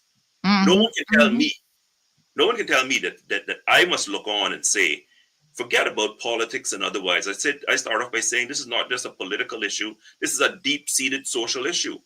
It's a deep-seated social issue about who gets to enjoy the right to become one of us. And we cannot just continue to have this loosey-goosey system and then say, oh, well, they got it now, so you know what? We can't do anything about it. Yes, we can. We can do something about it. I say that whoever's organizing on Saturday, start a petition, a twofold petition, that we petition the Department of Commerce and Investment to revoke the license on the grounds that it's not in the public interest, and we revoke their Caymanian status because of the fact of their own behavior. This is what they quite freely post on Facebook. This is how people look at Cayman and say, you know what, we can do anything, because they aren't going to do anything about it. They're going to make some noise for a few days. Everybody will then get distracted by the next issue that comes up, and nothing ever happens. And we as Caymanians, in this instance, in my mind, this is one of those moments. And how will we act in this moment? We have to have people who are willing to stand up. Forget about whether you're standing for office or not. Are you willing to stand up? And I said earlier, Sandra, when I got there, there was about, I guess, 15 people left remaining. There were only 3 males. Men, this is our country. Show up. Unfortunately, on Saturday, when it's being organized, I'm not going to be able to personally attend because a very close personal family friend of mine is funeral is on. But certainly when that's over, I will go. But you know, Sandra, everything that needs to be said has been said. When we know what happens when that percentage of non-Caymanians who are here, when they're at lunch, when they have their own parties, how they talk about Caymanians, how they really, really think and feel about Caymanians. And the fact is, we have done this for too long. We can't continue to do the same thing and expect that we're going to get the same different result. We have to have reforms that are going to be meaningful and that we're going to have true character tests applied to those who want to be among us. It's that simple. 2 callers on the line. Good morning, caller. First, we're going to go to 916. Welcome to the program. Good morning, Miss Andy. Is that me? Yes, ma'am. Good morning. 2118. Yes, good morning. I had to make my voice known this morning on this very important subject. My name is Julie Hunter. Thank you for taking my call, Sandy. As you have already said many, many times on the show this morning and the call-ins that we've had and the comments, you know, this kind of behavior, we cannot allow it. I think that the fact, one of the things I want to point out this morning is that our leaders for too long have not had the audacity and the courage and the will mind to say no. Leaders need to start being able to say N-O, period. We need to get to the place where we can say it's not good enough for these kinds of behaviors to be allowed. In my estimation, we need to be able to forthwith be able to have legislation in place that these statuses and licenses for this company and these 2 individuals need to be withdrawn. The fact that they would go and change their Google page and change their name on their Google page to Riff Raff, to include Riff Raff, just further highlight their thought process and their disrespect for the people of the Cayman Islands. I know company after company. I was in banking. I know the people that come in that have worked on the island for a few years, and then they say, okay, I see the gold mine here. I can start my own business. They come in and they mortgage their mother's house in England. They mortgage their father's house in Canada to get what it needs to make, to get that business going. And before two toots, they are up and running, making piles of money after coming here on a work permit. And these are the kind of people that we now allow to respect us in the Cayman Islands by doing these kinds of things. And the fact that our sitting representatives for West Bay West would call our protesters troublemakers. Today, I am calling him out. The fact that he called us those that those that took the time. I didn't know about the protest, or I would have been there. I can guarantee you that. Took the time to go and do a protest, and he could call them troublemakers and say we have to protect freedom of speech. Shows that he is no leader, should not have a position of leadership, that his time is finished. He needs to go. Yep. Thank you, caller. Thank you. I appreciate it very much. We got another call on the line. Good morning, caller. Welcome to the program. Good morning, Sandy. Morning, dear. I'm a light-skinned, if you want to call me white man. Please feel free to do so. I'm also an American, as you know. But I'm also someone who has been here in Cayman for 30 plus years and call this my home. I'm so disgusted with this. Sad. Again, heartbroken that this is being allowed here in the Cayman Islands. There's too much disregard for the Caymanian.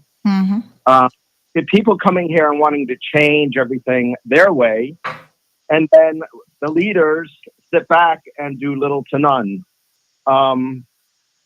It's got to stop. I mean, I speak up and do everything lawfully that I can possibly do, and even still going to every government entity to take care of things legally. You just hit roadblock after roadblock after roadblock. This is something that's going on in Cayman, so much in Cayman, but it's not spoken of. It's not dealt with. And there's got to be something done.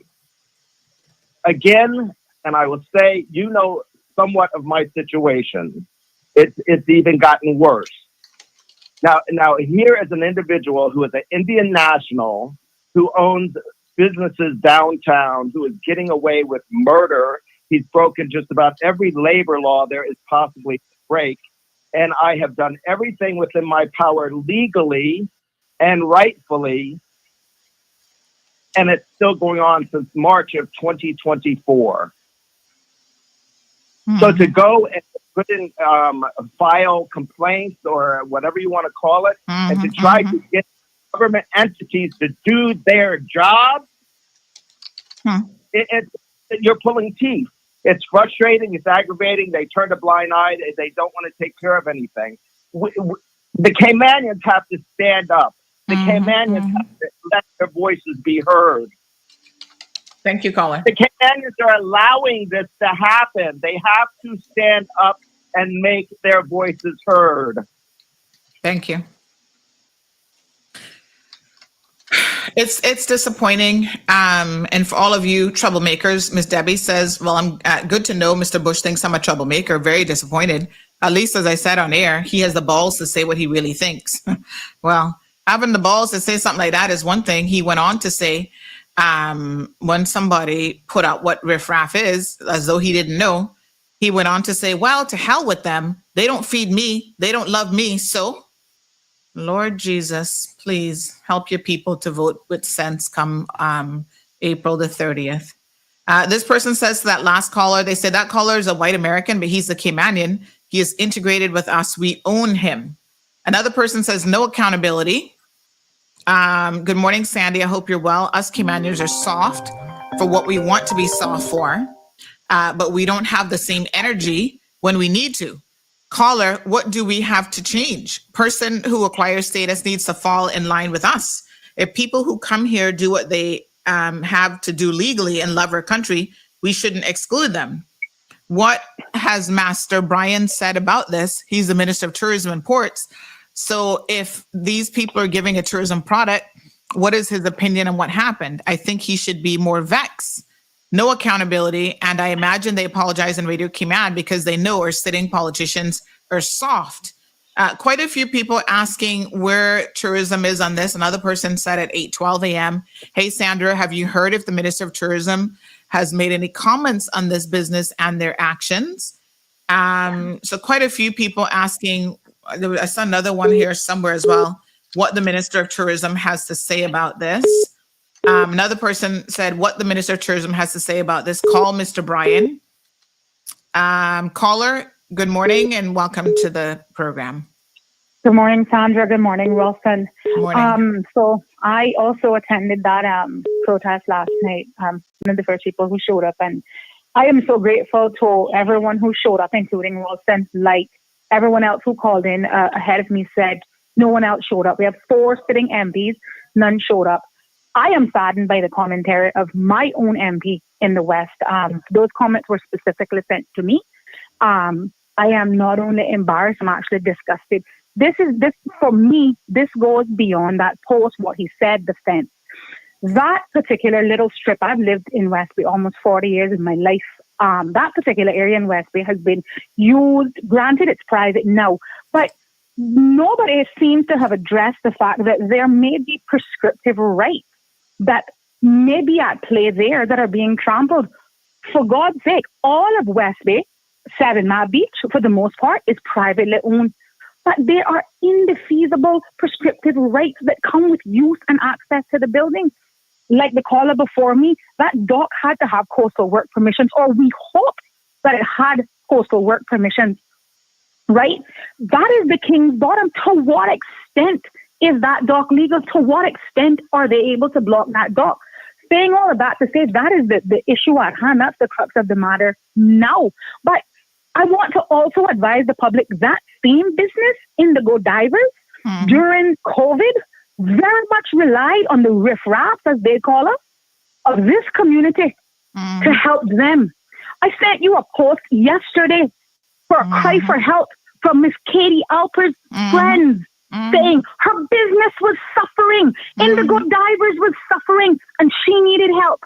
This is the same community who rallied around all tourism businesses. I personally, for almost 8 weeks, delivered food. I didn't tell anybody who I delivered it to. You know why? Because this is my community, because that is who we are. But this is the type of behavior, like Wilson said, instead of us getting on and saying, oh, what context did they mean it in or whatever, they kick us, and instead we say, oh, well, we shouldn't have laid down.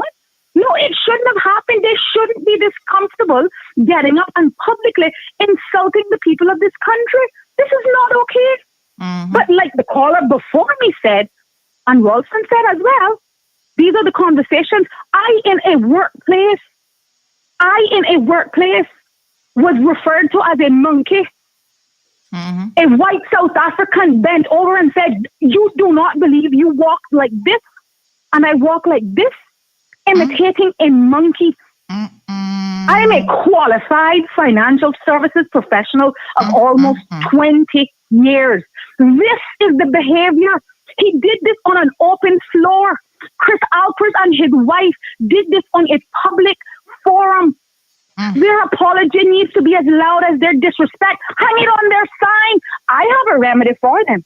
Oh, I have a remedy. We can talk about remedies. I am going to ensure that Chris Alpers and all of his clients know how he feels about the people here.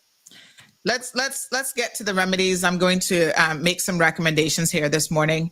And to that caller's point, here's the post where they were begging for help, talking about currently struggling Caymanian dive shop owner has just started making up her own bags, her own business making bags. She's currently at Caymana Bay, but it is dead apparently. If anyone happens to be that way, please can you pop by? Katie Alpers. So there you go. When they want help, they certainly know how to get in these groups and beg for help. And we have to stand together. And I'm going to make some very firm recommendations before the show goes off air. We might go into a little bit of overtime on social media, but let me make it extremely clear. People like this do not deserve our support in this community whatsoever. Now, I know a lot of you may be thinking you do not utilize dive shop operations. I have family members and friends who visit Cayman all the time. Some of you will have Airbnb businesses and other businesses where people say, who do you recommend? Don't ever recommend people like this. This is the first thing that I'm going to say. Don't recommend their business. Somebody needs to now go and set up a social media page and a website that has Indigo Divers in the name, that says do not, and you give the full story of how they have conducted themselves here in the Cayman Islands, and encourage people. There's a slew of other Caymanian businesses that you can utilize who've never disrespected us, and bona fide Caymanians who know our waters and who offer amazing service. Use those businesses instead. This is what you need to do, because every time somebody goes now and Googles their name, right? I don't care whether they want to put Riff Raff in a name, they continue to think that this is funny.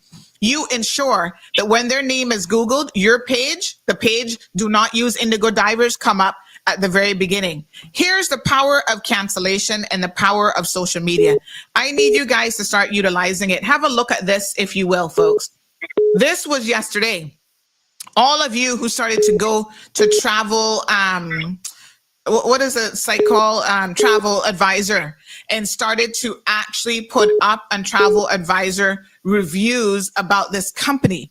It started to go viral to the point where Travel Advisor had to basically lock their account. You see what it says here? A message from Travel Advisor.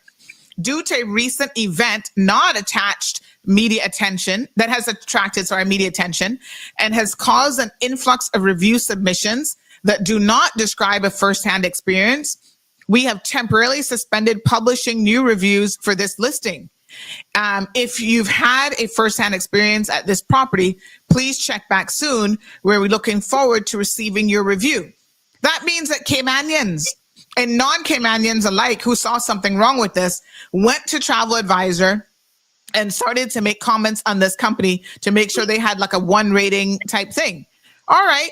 On the one hand, Travel Advisor says that doesn't have anything to do directly with their service or the business that they provide. But notice the power. You guys have just locked down their Travel Advisor account where nobody else can make a comment on Travel Advisor. That is power. Now y'all need to go and take it a step further. Set up social media accounts, set up a website, which is within your rights to do so. As long as you put accurate information, there's no need to fear any legal repercussions, because that ain't slander and it certainly isn't libel. It does not fall under the umbrella of defamation once it's accurate and true. And every time, make sure it comes up first in the Google listings. Every time somebody now Googles Riff Raff, and every time somebody Googles Indigo Divers, your website, your anti-Indigo Divers website needs to pop up first. And let people know what type of business people they are. Business owners owe an obligation to the communities in which they do business. And these people have fallen down and failed in their obligation as business owners to do the right thing. And no apology has been, no genuine apology has been forthcoming, and we don't want to hear it now. Good morning, callers. Let me see who was first. I think 916 was first. Your comments or thoughts? Good morning, Sandy. I say this with no apologies.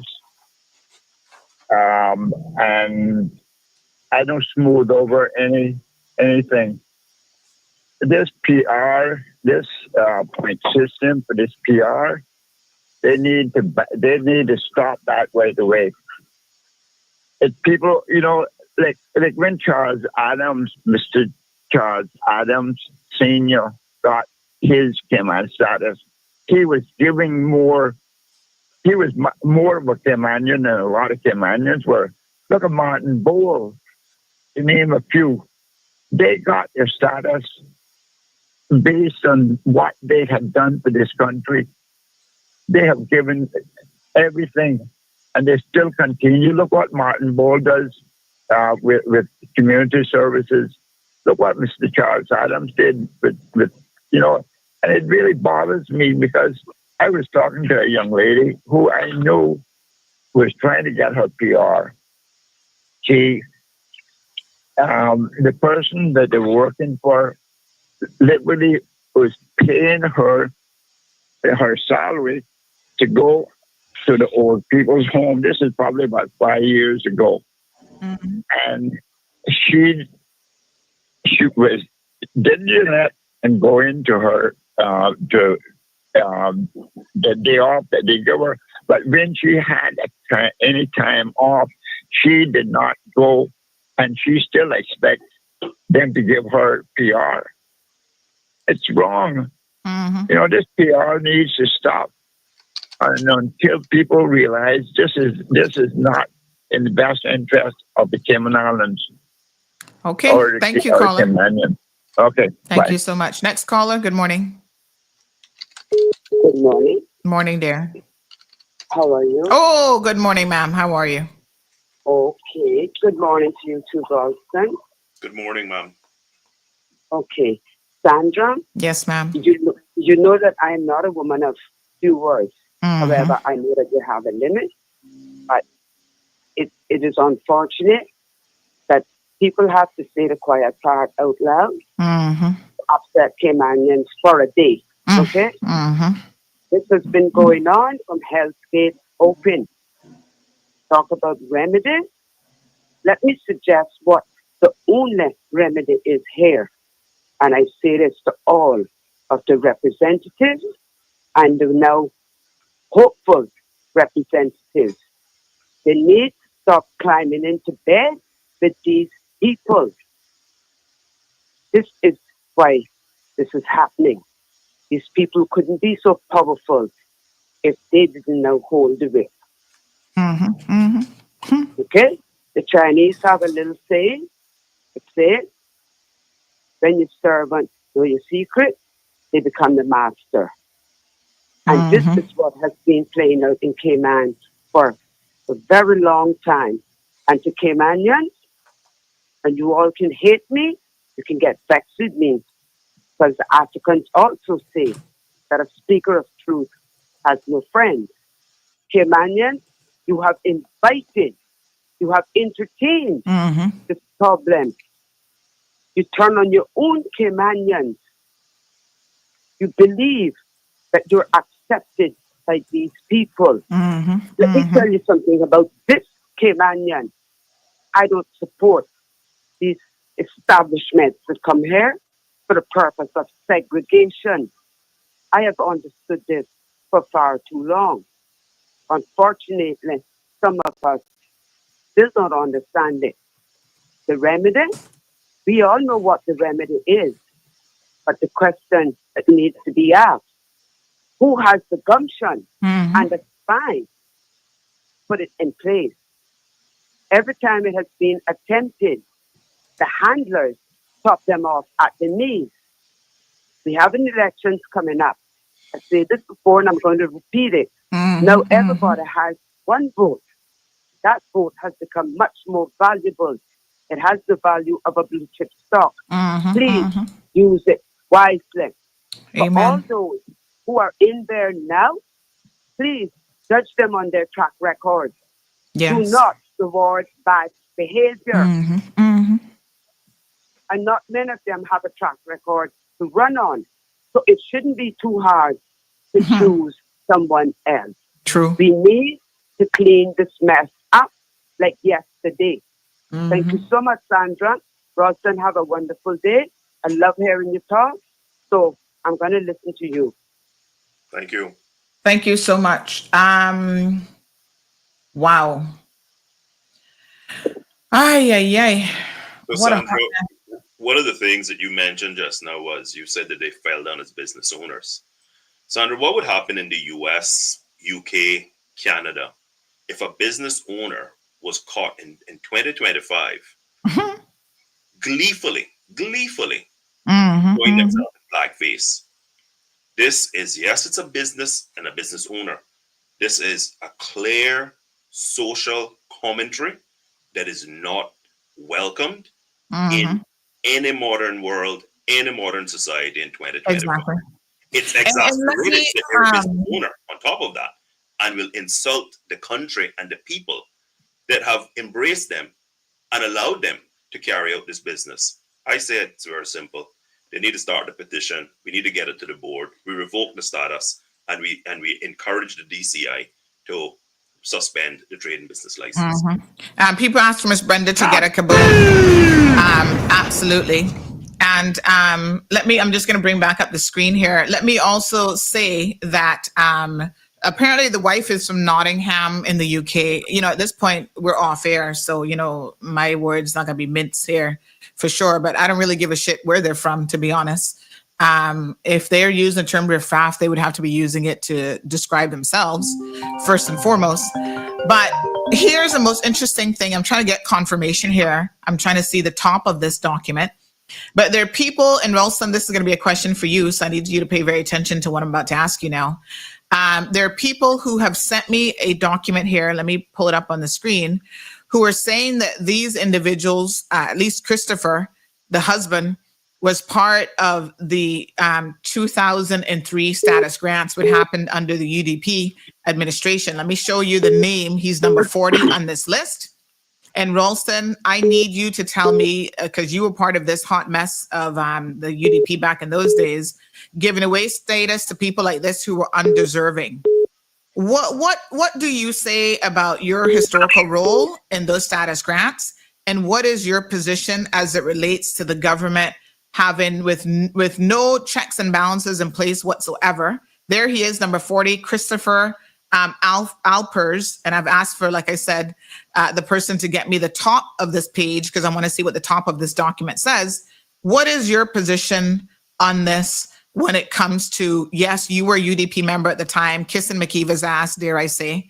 And, it is what it is, but I want to hear what you have to say for yourself this morning, because if this is correct information, which I believe that it is, he was number 40 on this list of people who got statuses back in 2003, went through no vetting process at all.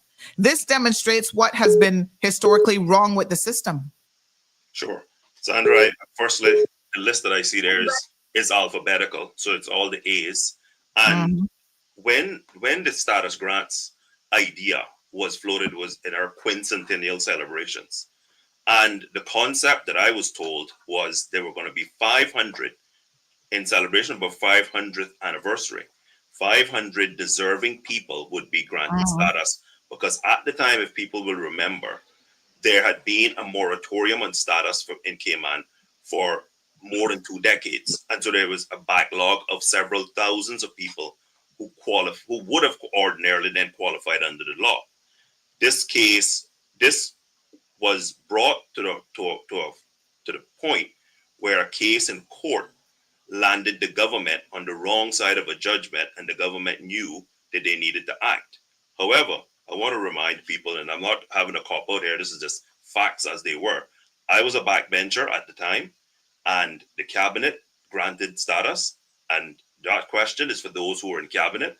What I was told and what was discussed was 500 deserving people, and I'm sure there would have been no way in hell he would have qualified when it came to the top 500, because at that time there were more than 10,000 people who actually qualified due to tenure alone for status. And so and what is your position now? I mean, you're speaking about what you were told at the time. Obviously, it's fair to say you were lied to, but regardless, what is your opinion now on what those status grants have done to the people of the Cayman Islands? Do you think they have truly benefited the people of the Cayman Islands?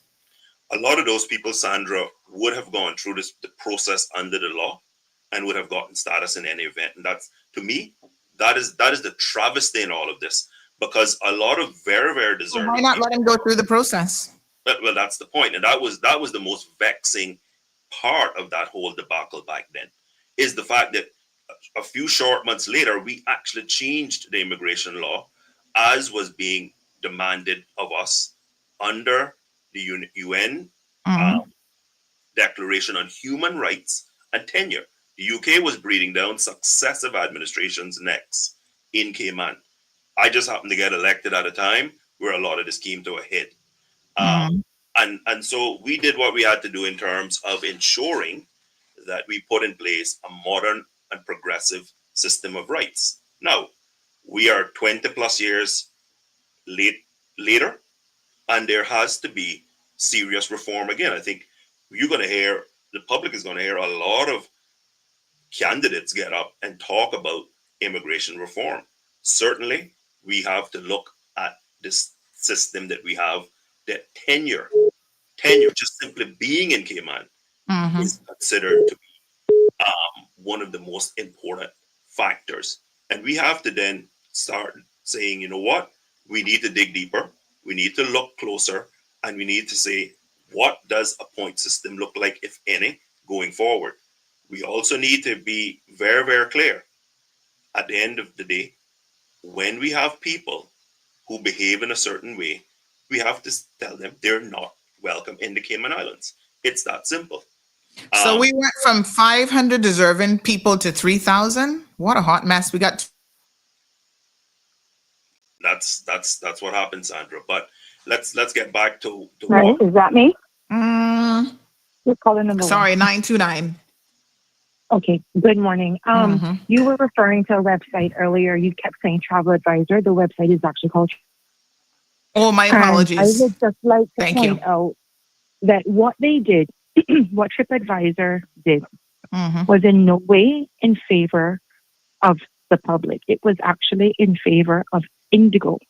Because what they did is they took down and blocked all of the reviews of the Caymanian and resident population who were trying to make it known to the public out there that are looking for dive sites to use. They blocked everything that we were saying. So that has not helped us. That has helped Indigo divers. No. There are And listen, hold on. There are reviews that are still up that have been posted in history that are still available to the public view. So the actions that we did that we thought that were going to be beneficial to us and anti-Indigo divers has actually helped Indigo divers. Now, the only thing that I would say that may have sparked curiosity is, as a reader who's searching for a dive company to use when I go to Cayman and I see something about in the media, then that may spark me with my curiosity to find out, what was that about? However, if I'm just hell-bent on trying to plan my vacation and I can't see anything on Indigo, then I'm just in a hurry and want to move on and explore other dive companies. But let me be very clear. Let me be very clear about what I said earlier. I don't have any qualms with what TripAdvisor did. My apologies, we call them Travel Advisor, because TripAdvisor, they're right. Their remit is really for people to comment about the dive experience, people who book their services, right? What I'm saying is we have a lot of tools at our disposal, a lot of technological tools. And what we need to do, TripAdvisor, yes, they're a huge company, but you can set up an independent website that every single time people Google the name Indigo Divers, that comes up very high in the ranking and people can read, because listen, there are people who travel all over the world who are social-minded travelers. They want to know that they're supporting businesses who don't walk around in blackface, that they're supporting businesses who don't discriminate, that don't name call, that don't post these kind of things on social media. It was interesting that after my post went up yesterday, that all of a sudden they gained some level of a quote-unquote conscience and removed those two posts from their social media platform. So don't think for a minute. And by the way, stick a pin. CMR is no small organization in terms of our social media reach and our numbers. We have over 151,000 followers on Facebook alone. So with me putting their name and tagging their name, every time somebody now, and I'm going to make sure I put the full name of the owners and Indigo Divers, when people search it, that will come up in the search results as well. So all I'm saying to people is make sure somebody go set up the website, tell the story. I'm going to tag them and their businesses. They might remove the tag, but the name will still show up in Google search results. We can do more, and we should do more. All of that is well and good. I agree with everything that you said in the latter part. For someone like me, I wouldn't have the slightest clue where to start in setting up. No. And to me, I'm not asking you to necessarily do it, but yeah. But the reach is important. I agree that it needs to get out there. I agree that CMR is very far-reaching. And the word needs to be spread, no doubt. My only thing is that don't think that what happened with TripAdvisor was a good thing, because it wasn't. No. And yes, I don't think there was any indication that it was. Because they were not genuine reviews, right? And that's their policy, which is fine. But they are mindful shoppers and people that look for services that want to support, and I think that all of that is great. Yes. But I mean, at the end of the day, the Caymanian people who they offended are not their clientele. So hopefully, but listen, we got people that we will get the word out there that their clientele will hear us and they will just disintegrate on their own and vanish into that ashes to ashes, dust to dust. And I want to be clear, we have people who come here and use their services. We just had, people visiting over the Christmas holidays who wanted to go diving. They wanted to go to Stingray City. They wanted to use the services. And, I had to think, okay, which Caymanian business am I going to support and advise them? I have people who, through the Airbnb come and say, who would you recommend for this, that, and this, and whatever? I know one thing, well, I've never even heard of indigo divers, but I would never, under any circumstances, be recommending them. Out there loud and clear. Captain Marvin is full of Caymanian. They have a large staff. They have a large variety of services. They are just as big as the other big top dog foreigners that turn Caymanians out there.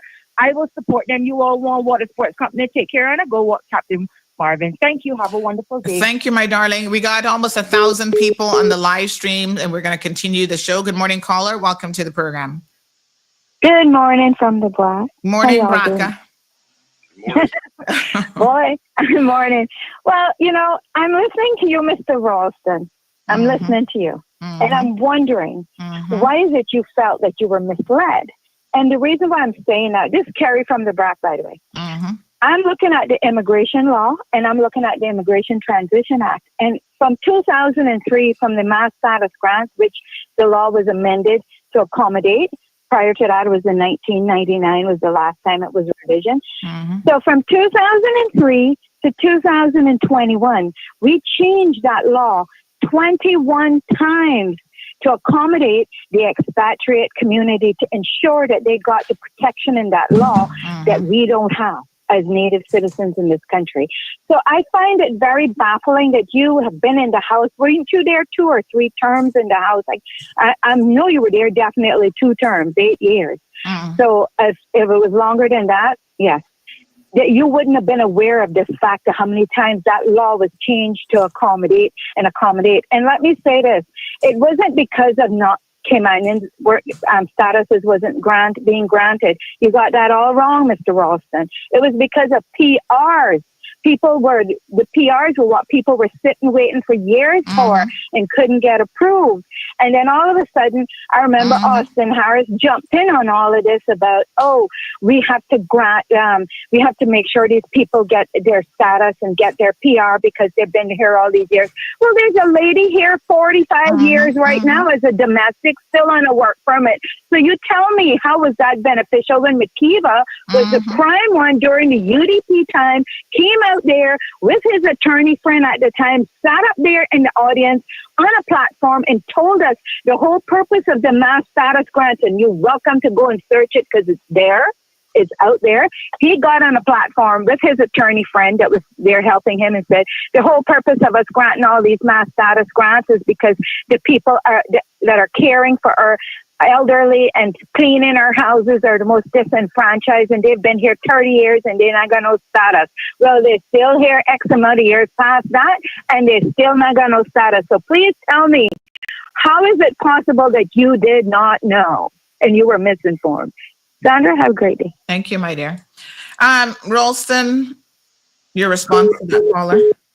Sandra, first of all, I never said anything about not knowing or misinformed. Yeah, I think those are my words, actually. I was the one who said you were probably misinformed. So let's be very, very clear. The caller is absolutely wrong when it comes to the grant of Caymanian status by tenure. When I got elected, I was invited to a meeting as a backbencher that the governor and the representative from the FCO, who was in Cayman at the time, inquired about where we were as it related to the grant of Caymanian status by tenure. The only people that were granted Caymanian status for approximately, I think it was more than 2 decades. Others who were on the immigration review team or in the House at the time can correct me.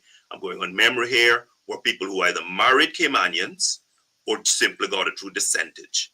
And so we did have a huge backlog, and a big chunk of the statistics that you now have seen over the last few decades have been those people. What I made very, very clear, and I can only tell the public and say to you, Sandra, factually what happened. You can ask, for example, my colleague Klein Glidden or others who were on the backbench at the time, what was said. was the quincentennial celebrations are coming up. The immigration law is being reviewed and is going to be to the LA soon. But in the interim, we are going to select 500 deserving, long-tenured people who have been amongst us and are worthy of this during our 500th anniversary. You would then have to ask the members in cabinet why it went from more than 500. I was not in cabinet. It's that simple. All right. We do know that Mr. Andre Ebanks is trying to join the program as well. He might be popping in here. We're just waiting on a little technical issue to be fixed. Says device not connected, Andre. So you need to sort that out before I can pull you in. But let's be clear. That may have been what you were told. And this is where now I oftentimes say to people, and I appreciate Ralston being on here, knowing that he's going to get the hard questions from me because I'm not here to sugarcoat anything from anyone.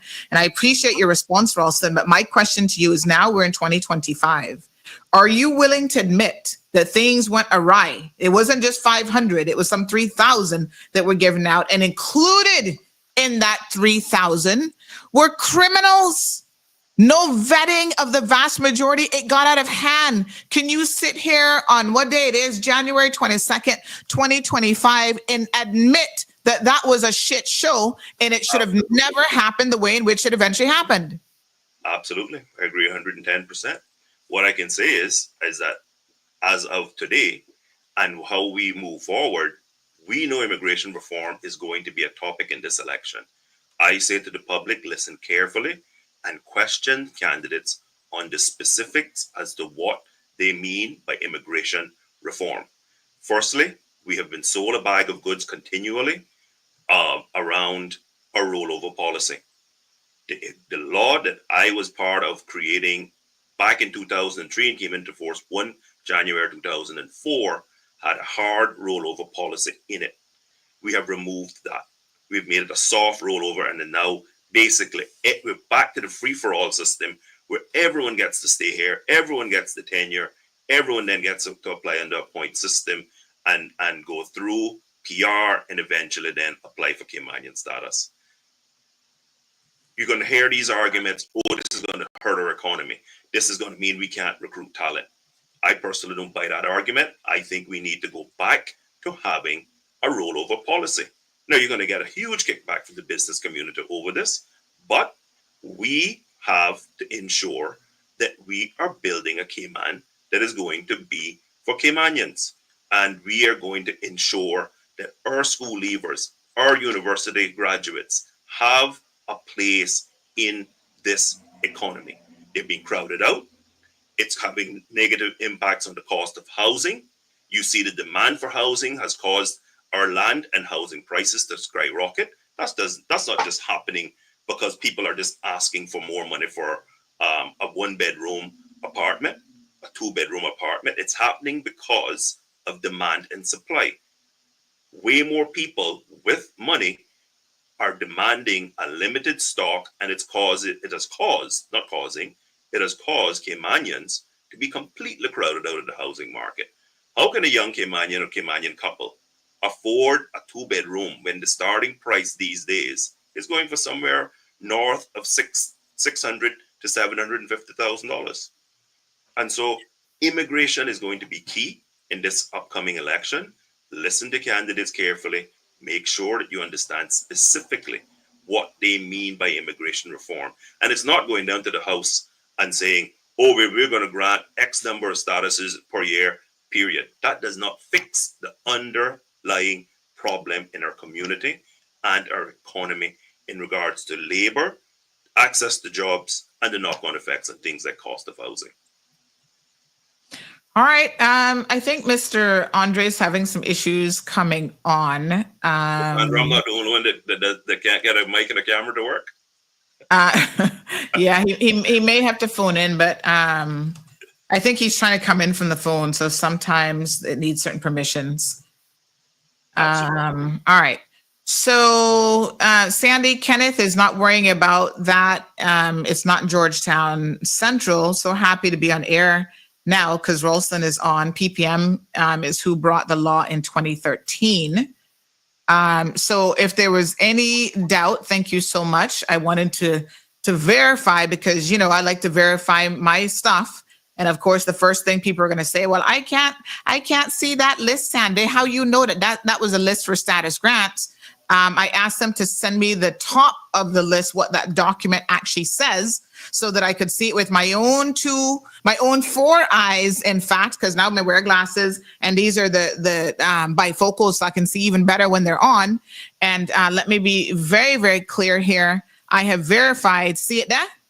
The Immigration Law 2003 revision, grants of Caymanian status by cabinet.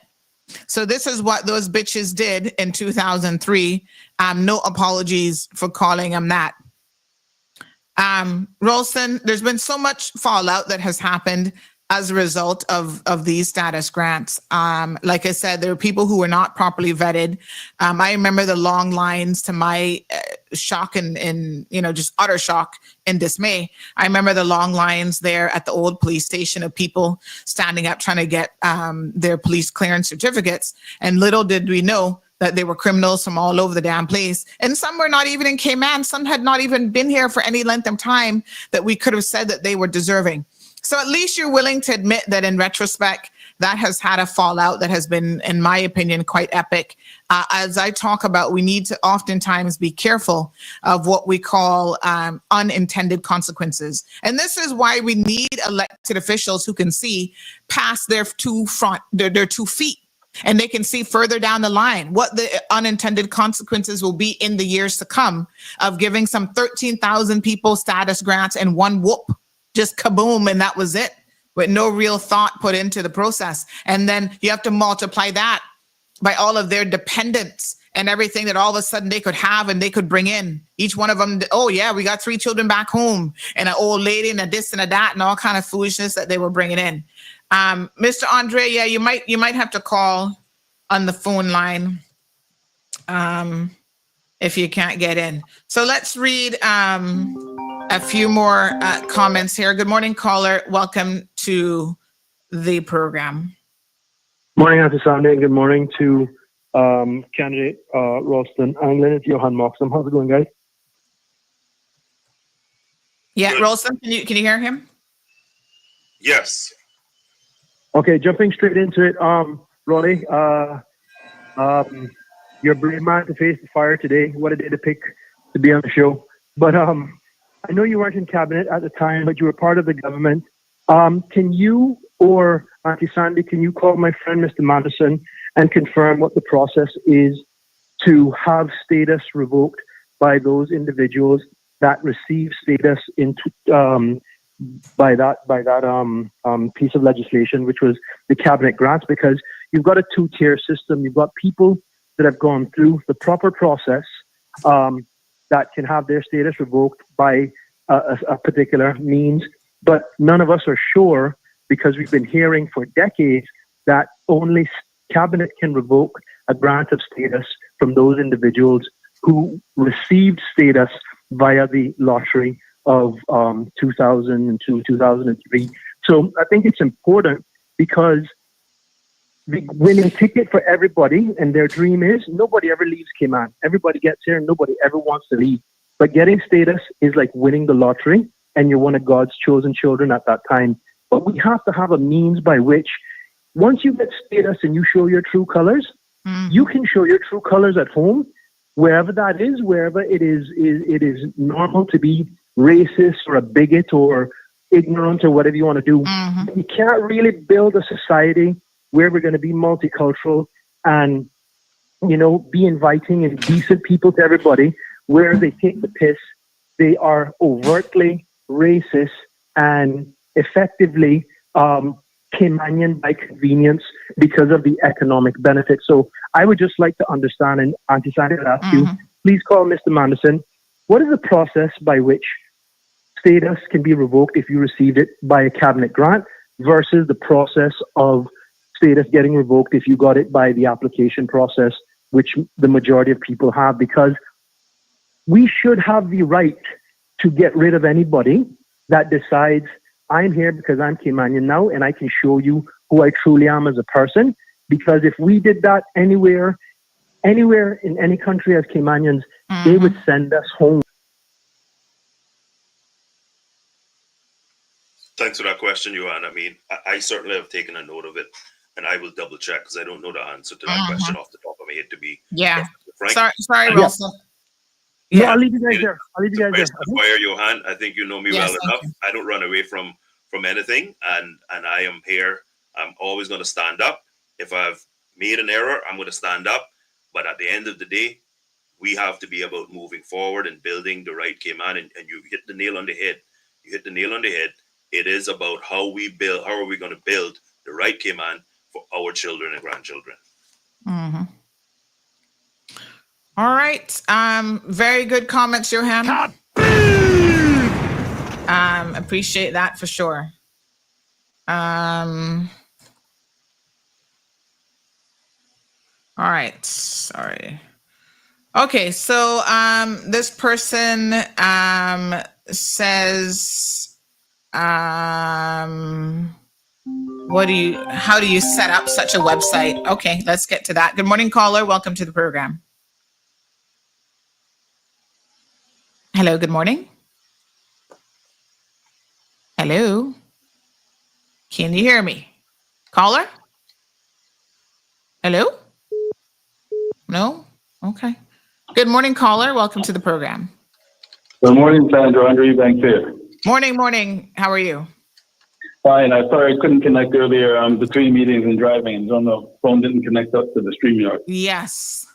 Right. So we saw your posts as well. I think that went up yesterday evening. A few people had sent it to me, and you indicated that these people, well, you were asking them, I guess, to issue an apology. And you indicated that some sort of apology would be forthcoming. We understand that they decided to go on Radio Cayman this morning and issue their apology. People aren't buying it, of course, because you should never, number one, have to ask for an apology. Number two, anyway, what are your thoughts on this, and what do you have to say this morning? Thank you. Thanks for letting me come in by phone. I was stunned. Initially, when I saw the post and the angle of the post, I initially thought they were coming on to having some sort of restriction or obstruction on public land.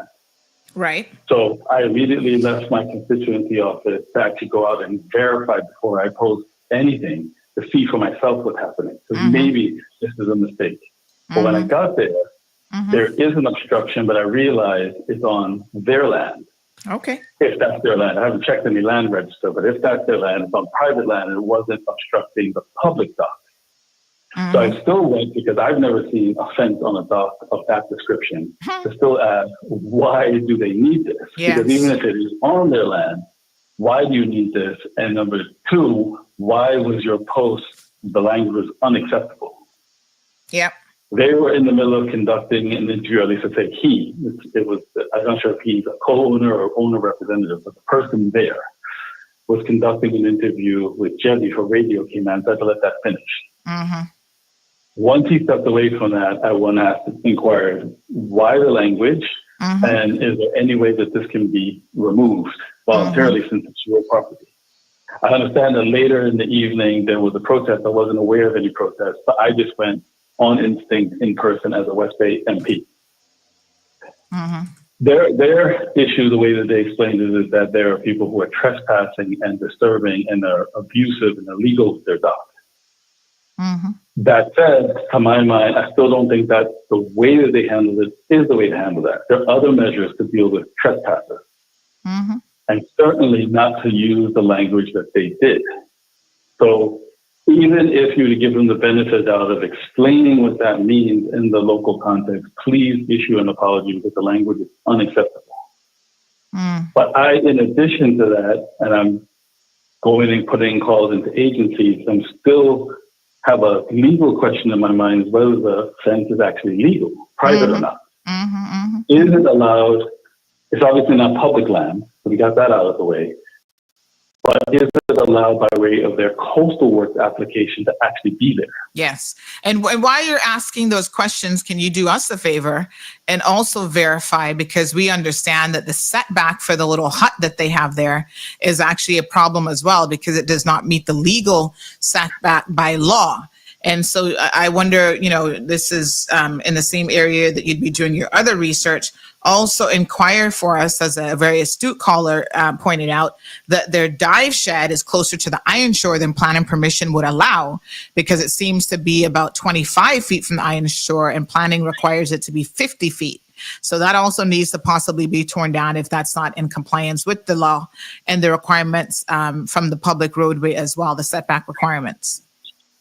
And I can certainly forward you this information that you can, take the relevant map and so forth. Yeah, if you could package it to me so I have it to hand when I continue to ask these questions. So there's two issues. The way in which they handle it, which is unacceptable. Yes, absolutely. Even before the language, just even having to erect the fence of what that says to the community. This is why we keep saying enough is enough. Because just to have to take that step in itself, even before you post anything, I just never seen anything like that. It's bizarre. And then two, to on top of that, add language that seems, for lack of a better term, tone deaf and unacceptable is another issue in terms of trying to bring the community together. And then number three, are there questions that need to be answered in terms of compliance with various laws? Yes. And not only that, but if you could further, and I don't know how much, you found out further, but there is actual photos of this man putting on blackface, entire black body, in fact, that is still on his social media page. And so, he even commented, talking about Guantanamo Bay, he made a comment there. And when someone asked him if he was going to add broken glass to the top rail, or are you waiting for a shipment of the concertina wire, he said that was going to be phase 2. So phase 1 was his little door. Phase 2 was going to be putting the almost the barbed wire, but the one that's really bad, he was going to be putting that up as well to deter people. And he thinks that all of this is funny. It's not funny. It's not funny. So I didn't know that background to him. I've never seen the gentleman before in my life. Until actually going on site yesterday in person. He did seem to answer my question seriously. He didn't seem to take it as a joke with me. I don't know if he's just reacting that way because he may pick up my face that I'm an MP. Yeah. But he didn't argue with my point. Yes. He didn't argue against it. And Andre, since then, they've actually taken to their public listing on google.com and changed their company name to Indigo Riff Raff Grand Cayman. Oh, goodness. Yeah. So instead of course correcting, they're going the other way? Absolutely. Right, so I don't know what kind of fake apology they gave on Radio Cayman this morning, but I, for one, am certainly not buying it. Did you get any on your page? Because where I left it with him is that they would go back to CMR and post their apology. I have not seen anything. Mind you, I'm not the first line of checking messages on the social media networks. We do have someone who does that, but I can verify with her. But as far as I know, we haven't received anything, but I'll double check. So if this is a case of doubling down rather than course correction, that's an issue. And we now need to, I'll put in these other legal queries, because this is where, had you said nothing, you might not have fallen under scrutiny, but now that you've put your out there, you've insulted the community, now you're going to get under very strenuous scrutiny. Yep. I'm just having a quick look, and I don't see any apologies having come in. So there you have it. So that was my perspective. But if they don't apologize, that says something about them as people. It's also the concern of what's actually lawful there. Exactly. So they put the spotlight on themselves, and whatever consequences fall from that. In my opinion, it is what it is. So thank you. I don't know. I heard rumbling that there maybe, or heard a sounding that there could be another protest on Saturday morning. Yes, that's correct. I would have a conflict because I have a constituent that's close to me, has to go to their funeral if it's around 10 o'clock. So I would have a scheduling conflict. Maybe we can ask the organizers of that to push it down into the afternoon, because quite a few people I know will be attending that funeral. So and probably including a lot of people in the District of West Bay. So maybe having it a bit later on in the day might make more sense. there would be, I would gather that there would be a heavy West Bay attendance at that funeral. Yes. All right. Okay. Thank you very much. I appreciate it. Send me those snippets so that I can continue to follow up. All right. I will do. Thank you. Thank you. Bye-bye. All right. Bye-bye. All right, folks. That's Mr. Andre Ebanks, West Bay, Ralston. West Bay South. Yes. I keep saying I need to put in front of me, but yes. So Sandra, there's still other issues that have been said this morning that bear repeating. So their claim is that people have been trespassing on whatever portion of this property is legally private, and that's an issue. Well, there's a ton of counterpoints to that. Firstly, they use public lands. They use a piece of property directly across from this that is a publicly owned. I think it's owned through the Port Authority as parking. As far as I'm concerned, if you don't have all of your facilities, then guess what? You then start to give up certain rights, because if you're now trespassing on the King's land or CIG's crown property to park for your staff and for your guests.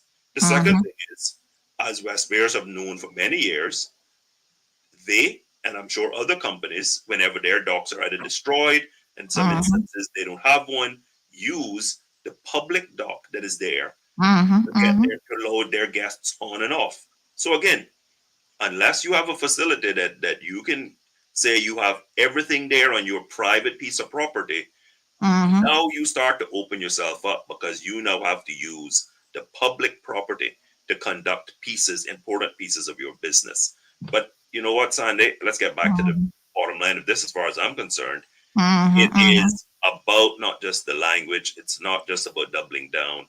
You know, the thing that just keeps coming back to me is the use of that black face and the picture he took from behind, where he partially pulls down his underwear to show, just to make sure and show that he has a much fairer complexion on his bottom, you know. And so I think as that picture clearly demonstrates, he needs a kick in the nose, you know what, and that's just how life goes at this stage, as far as I'm concerned.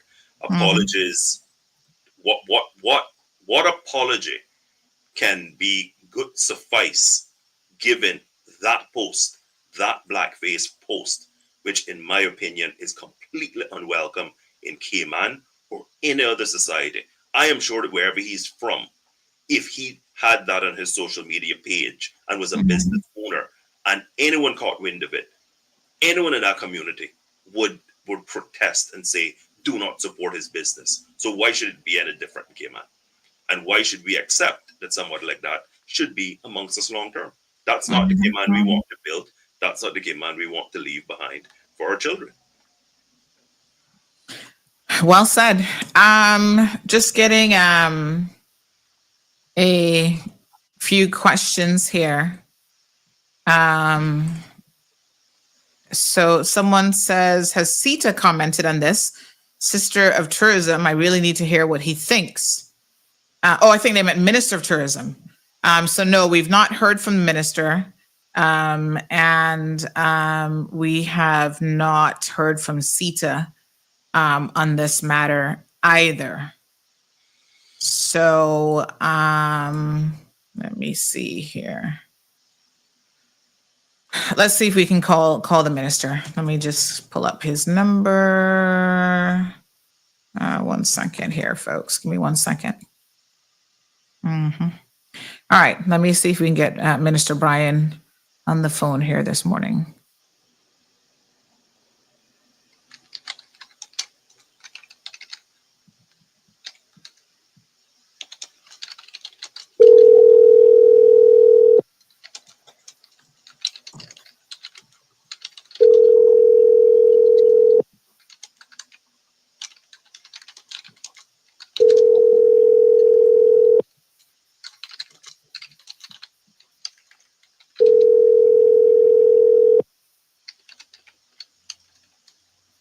Good morning, sir.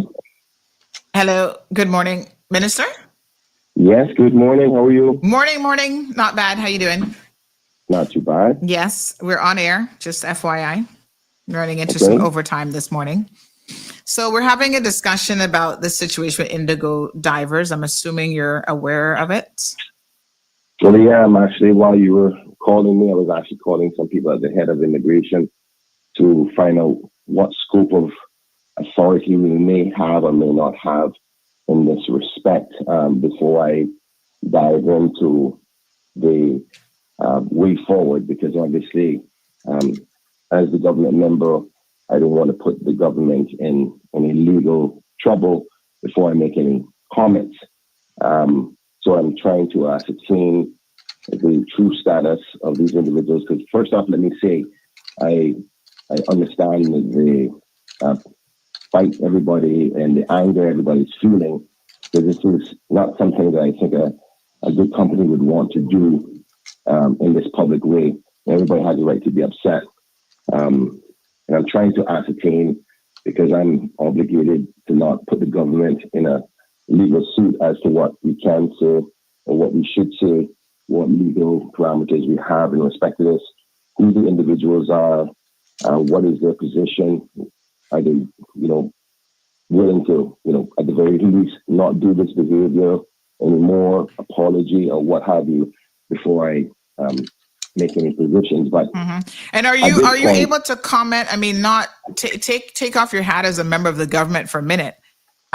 Just as a member of this community, and maybe, you are Minister of Tourism, when you see companies commenting like this, not talking about any possible ramifications of their behavior, but when you see them causing this type of an upheaval in the community, what are your thoughts? I mean, I'm not surprised, to be honest. This is why I've been calling for immigration reform for so many years. I think we need to have more stricter rules to protect our people.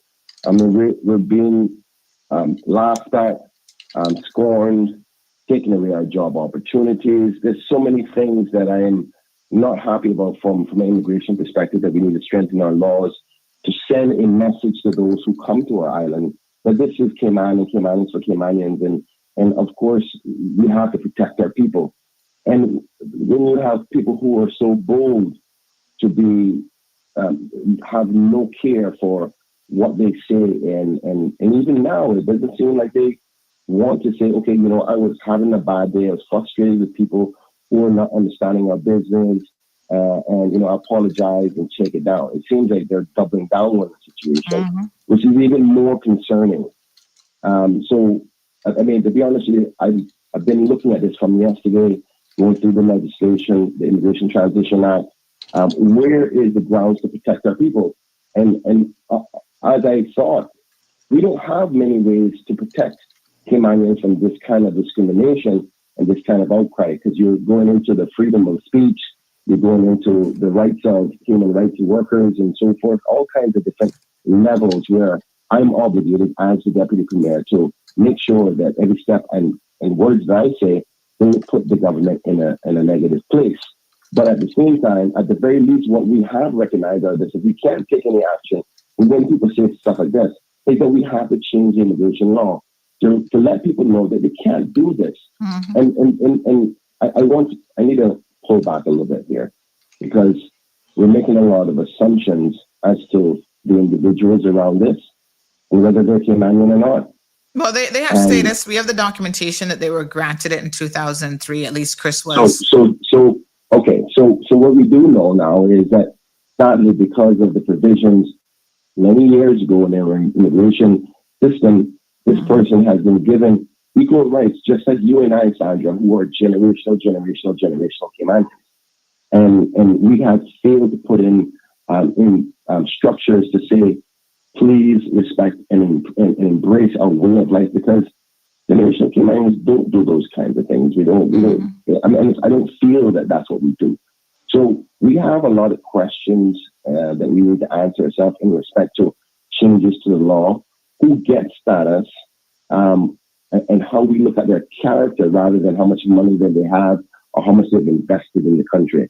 That's my personal feeling. Again, you asked me the question from tenants as a representative for Georgetown Central and community, not as the Minister of Tourism or the Deputy Premier. Yeah. And that's how I feel about it. And quite frankly, Minister, in my opinion, from my observations, the theme this morning has been let them show you who they are. And I think someone like this, it says that he's born in Cleveland, Ohio, graduated from, Colorado State University. In fact, his history goes back a little bit further than I thought. In 1995, he became a PADI dive instructor and moved to Grand Cayman, where he's been giving and guiding tours for the last 25 years. And then in 2003 is when he got his status grant. And then it says in 2004, right after he got his status grants, he started Indigo Divers. So my thing is this: we have to have something in the legislation that makes it easier for us to be able to revoke. And I don't care if you've been here 25 years or 50 years, once you show us who you are, we have to have some power in the law to be able to revoke your status. And from what I understand, having just asked Mr. Franz Manderson this just about a week ago, this was the segment of the law that he referred me to, section 34.1 of the Immigration and Transition Law 2018 revision. It is not something that can be easily done. It is very, very limited in scope. And so maybe it is time that we revisited this revocation element in the law and make it easier for people to say enough is enough. Pack your bags, sell Indigo Divers, and get your ass off of this island. Well, I guess I would agree with some formulation of what you just said. I wouldn't say it in that way. I don't have the privilege of being as cold as that these days because I'm obligated to be diplomatic about my responses, but I get your point. I would say that I'm not surprised by this. I mean, you may remember just the other day, I was on Radio Cayman and the conversation came up about our turtle meat and compared it to KFC. So I think a lot of us have been seeing this for a while, and it's just become more blatant and is more angering for most people. So, but it's just a recognition that we need to have some immigration reform. And I hope at the very least that every person who wants to put themselves up for office moving forward considers immigration reform seriously. The last time I tried to bring it up, immigration reform, I politically got in trouble. Let me ask you a question. For that, but yeah. Let me ask you a question, Minister. The previous government that you were part of, the PAC government, the UPM you're still part of, commissioned, a review of the immigration laws, and Mr. Steve McPhail has put together some recommendations with, I guess, a group of people that he had, some sort of a committee. Where is that report, and why have we not seen the report? And why he's made some assertions that the report is being ignored by the government. Why is that the case? I can't say that it's being ignored. I don't have the report. I think it's best suited for you to ask the minister responsible for that report, and that would be the Honourable June Seymour, to give you a better update in respect to that. But what I would say is the reasons why we haven't seen many proposed changes, there are some that are coming to Parliament and the next sitting, if we actually have a sitting of Parliament at the end of this month. But the reason for that is the splitting views on many of these immigration issues, which is quite similar to the many splits in views on other topics, why we were not able to have a cohesive viewpoint on immigration. Now, most people will know that I'm more on the strong end of changes. Matter of fact, I was accused by one of the former members who are no longer with us to be too aggressive in my proposals for immigration change. But I think if we don't start to put our foot down from now, we're going to regret it in the next 10, 15 years. I think we're regretting it right now. We're regretting it already? Exactly. We don't have to wait another 10 or 15 years to see that this place has gone to hell in a handbasket? I agree with you. And I hope to God that there's at least 10 members of Parliament who's ready to put their foot down, because I do not think we have 10 right now who are ready to say, listen, we got to take the bull by the horns and do what we have to do. Some people are going to say, oh, you're going to scare everybody away and all that. Well, maybe some of them need to go, in my humble opinion. But again, I'm one of 19, and I try to balance that approach. But you know what's more disturbing to me is this. Because I have to look at the other side, and many people may not want me to look at the other side today because we're right now emotionally driven on this topic.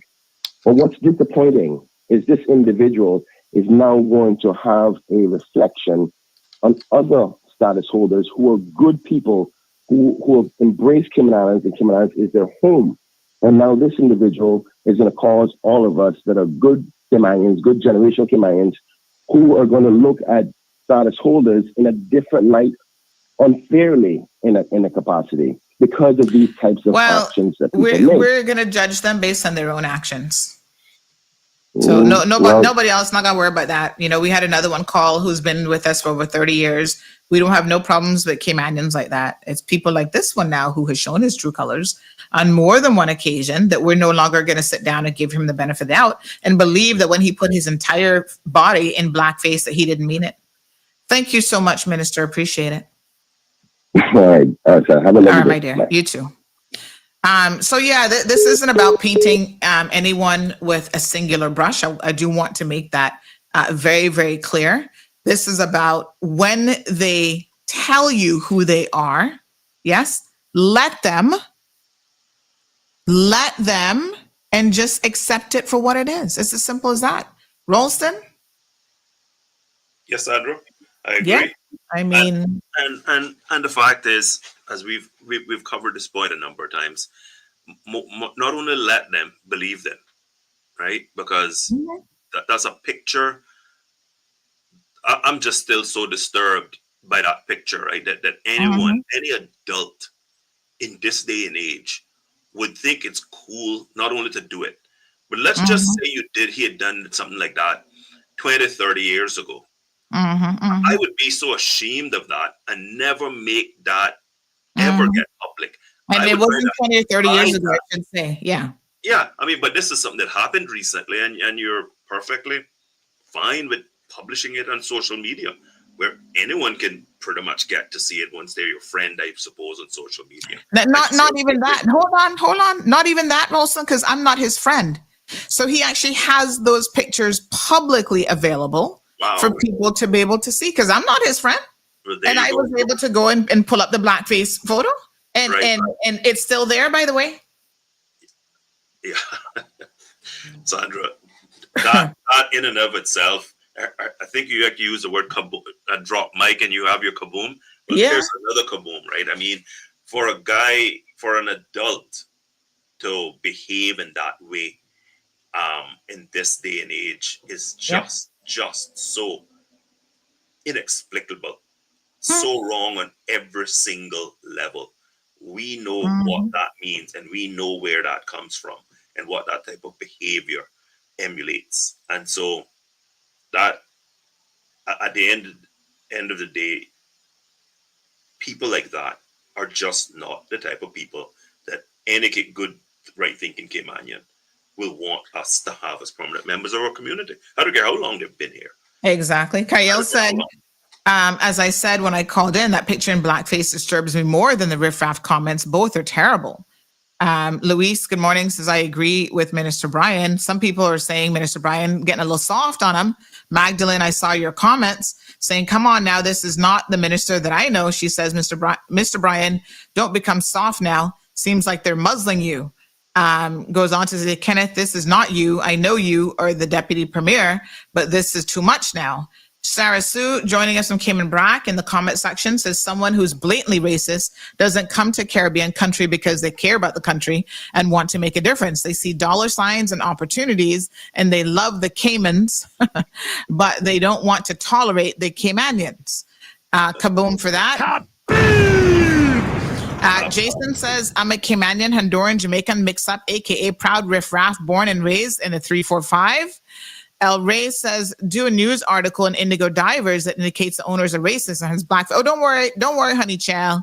You don't know that that's coming. Like I said, there's more than one ways to skin a cat, and we're gonna be skinning some wannabe Riff Raff white ass head later on this afternoon. I'm just saying, we're gonna do it, and we're gonna do it properly. And yes, it's coming. It's coming, El Rey. We're going to do a whole news story on this. We're going to tag them, their names, Papa name, Mama name, everybody in it.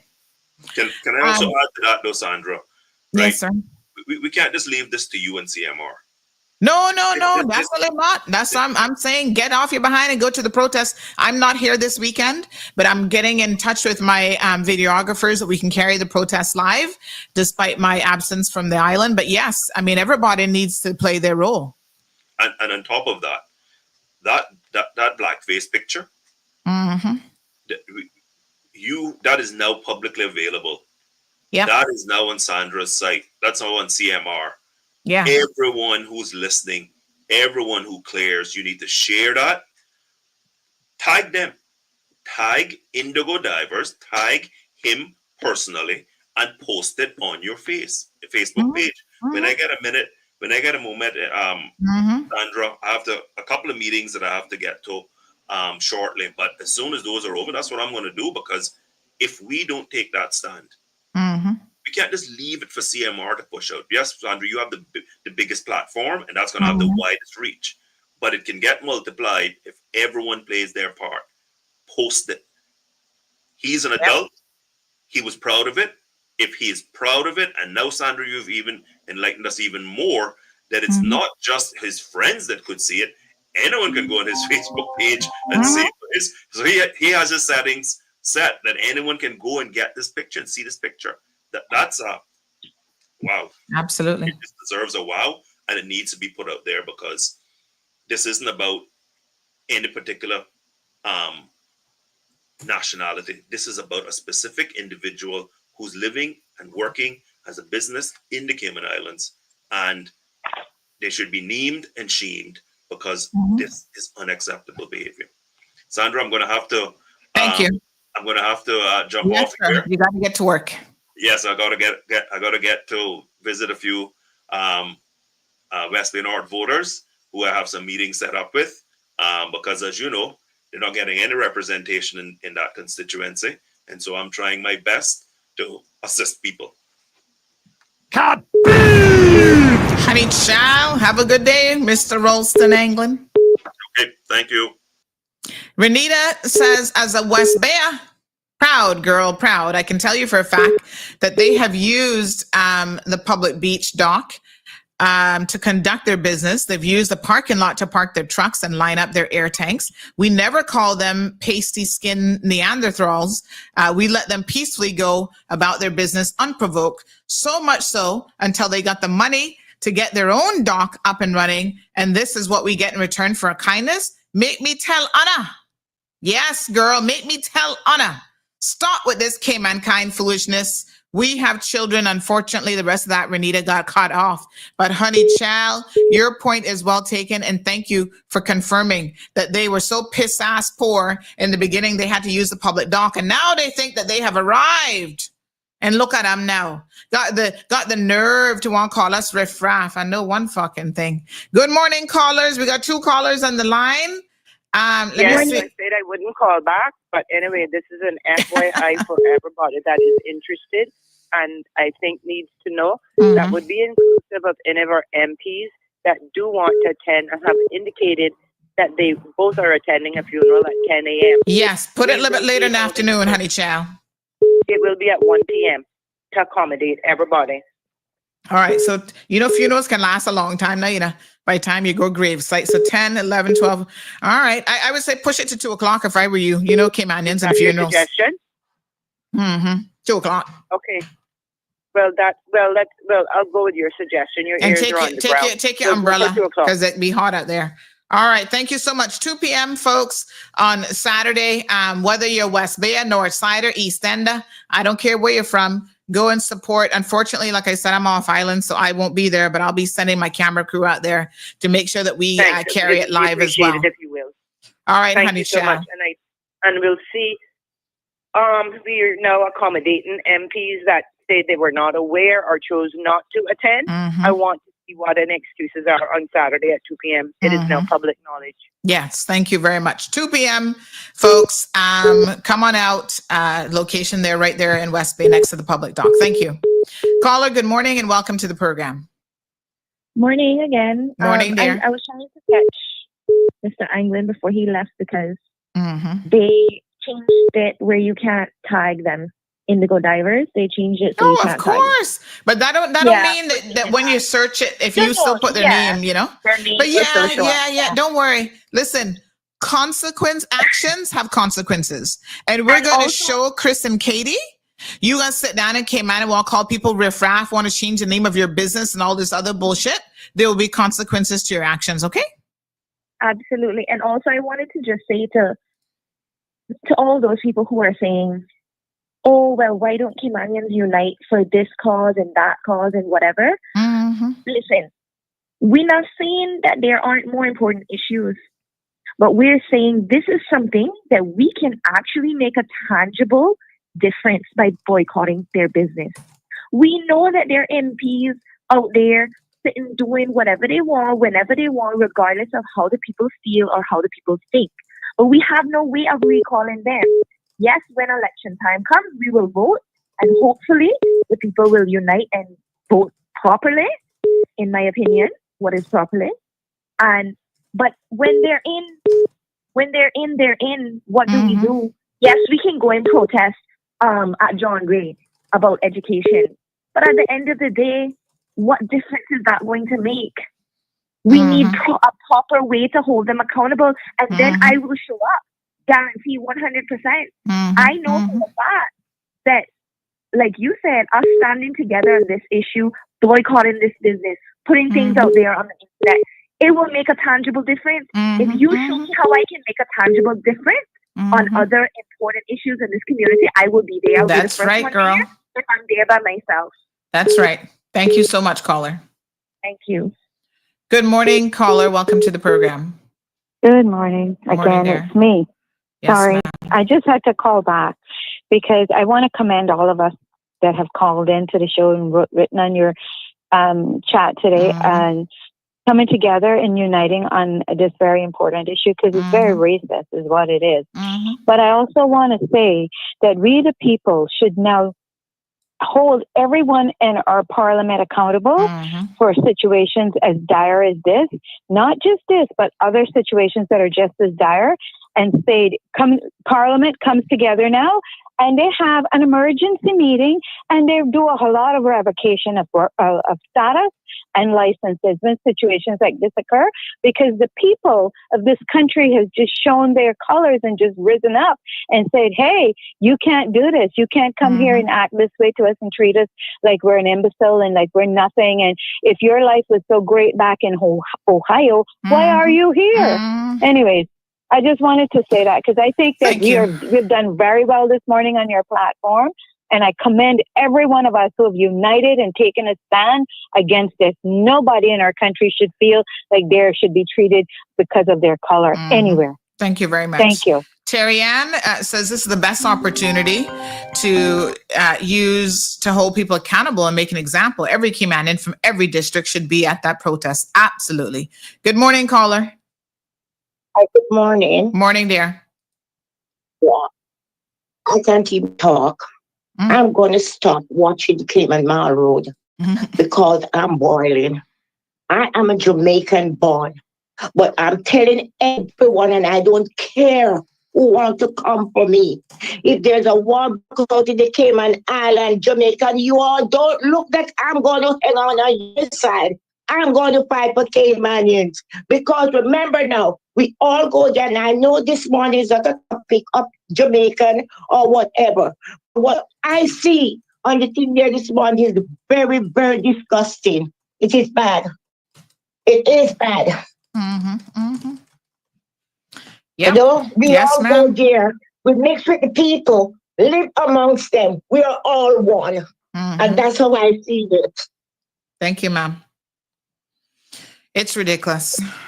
Absolutely ridiculous. And if you're not offended here today, after hearing and seeing all of this, you know, the things that people can get in their feelings about, find your fucking feelings today and get in it, and find it tomorrow, and find it Saturday, and the day after that, and the day after that. You know, we have such an amazing community here on so many levels, but it's people like this that really piss me the hell off. And I make no apologies, zero apologies when I take the time to point out how absolutely disgusting and racist some people are. When they show you who they are, let them and believe them. Don't ask them twice to do it. I don't know this man from the man in the moon, but he has demonstrated that he is not worthy of being a part of our community. Simple as that. And let me say this, I know the minister said, he doesn't want to put the government in a position and blah, blah, blah. You see, this is why when y'all say to me, oh, Sandy, you should run for office. I'm like, no, Bobo, please don't put me in that boat of dysfunctionality. Okay. Because when I need to take a stand on something as important as this, to hell with decorum, to hell with good manners. You think somebody who can show blackface and show his white ass in photos on social media and call people Riff Raffs and think that any of this is humorous or funny, right? And our elected officials can't find their I'm fucking pissed off here today voice because they're worried about putting the government in a bad position or having decorum, whatever. I don't give two flying fucks, is the truth. So leave me be right where I am, happy as a pig in mud, to be able to call these motherfuckers out when they need it. It's as simple as that. Because sometimes they need to hear the cold, hard truth, damn it. Caller, good morning. Sure. Good morning, Sandy. First of all, I need 2 shirts before you leave, so you can't leave the country until I get 2 black shirts. Yes. Okay. Yes. Yes, and I'll be at my location waiting for you to deliver them. And you know what I'm going to do? Speaking of that, because I know I'm not going to be here on Saturday. I'm really upset that I already had plans to be off island. But I tell you what I'm going to do in the spirit of supporting local Caymanian businesses and also making sure that people have shirts. I am going to, via CMR, I'm actually going to sponsor some purchasing of shirts as well. So if you want a shirt and you cannot afford it, now listen here, don't y'all be Riff Raffs real when you know you can afford it and come begging. If you cannot afford it, reach out to me with your size and which shirt you want. See the information here. And I'm going to get in contact with a Caymanian business. I'm going to give you guys the number here in just a second, who is doing these shirts. Make sure every single one of you is out there wearing your Riff Raff shirts on Saturday. Hear me? No excuses now. Continue, caller. Yeah. So, Sandy, just so you know, right? That when that gentleman wearing the black face, you realize that every year someone comes out being more and more bold. Last year was someone coming out saying that we should not eat turtle meat and this and that, whatever. Right? Every year they're coming out more and more bold. Now, there should be a physical responsibility to him having a business and owning a business and making that type of comment, right? And it's the same thing. I made a comment several years ago, and I made it several times on your show, that anyone that comes to this island and they get PR resident should get a resident card, like how you have a green card in the States or a Canadian card, that anytime you mess up like this, it can be revoked. Yep. But from time to time, every 10 years for that green card, every 10 years you got to go in and renew that and trust and believe they can revoke it. And it takes forever. It takes forever because there's a lot of times people coming in like, I don't have my green cards being reviewed, and they have the I-75 form or whatever. And it takes them almost 6-7 months before they get a new one because they're doing all the background checks and they're vetting them properly. Right? I mean, the thing is, when are the people of this island going to wake up and realize that there's a lot of people that come here with all they're thinking about is that green money, what they collect, what they can't collect back at home, and tax free and this and that and whatever, and they smile up in their face. And as soon as we give them that red passport or black passport or whatever the case, color passport they have, whatever year it is, then the true colors come out. Yeah, that's right. There's a reason why they're here. You don't see much Caymanians jumping up and running. Yeah, some of them run to England, they run right back here. You know what I'm saying? So who's doing the entitled Caymanian shirt? Some people say they want one of those. I think they should have indigo driftwood. That's what you should name it. We're not putting their name on our shirts. No, sir. Thank you, caller. But anyway, not a problem. All right, my dear. No, did not get that privilege. All right, folks. Saturday at 2 p.m. is the protest, the organized protest in West Bay. Please go out there by the dock. Grab your t-shirts. And some of you saying, "Oh, I don't want to be called a Riff Raffs. I gotta wear t-shirts." I don't care.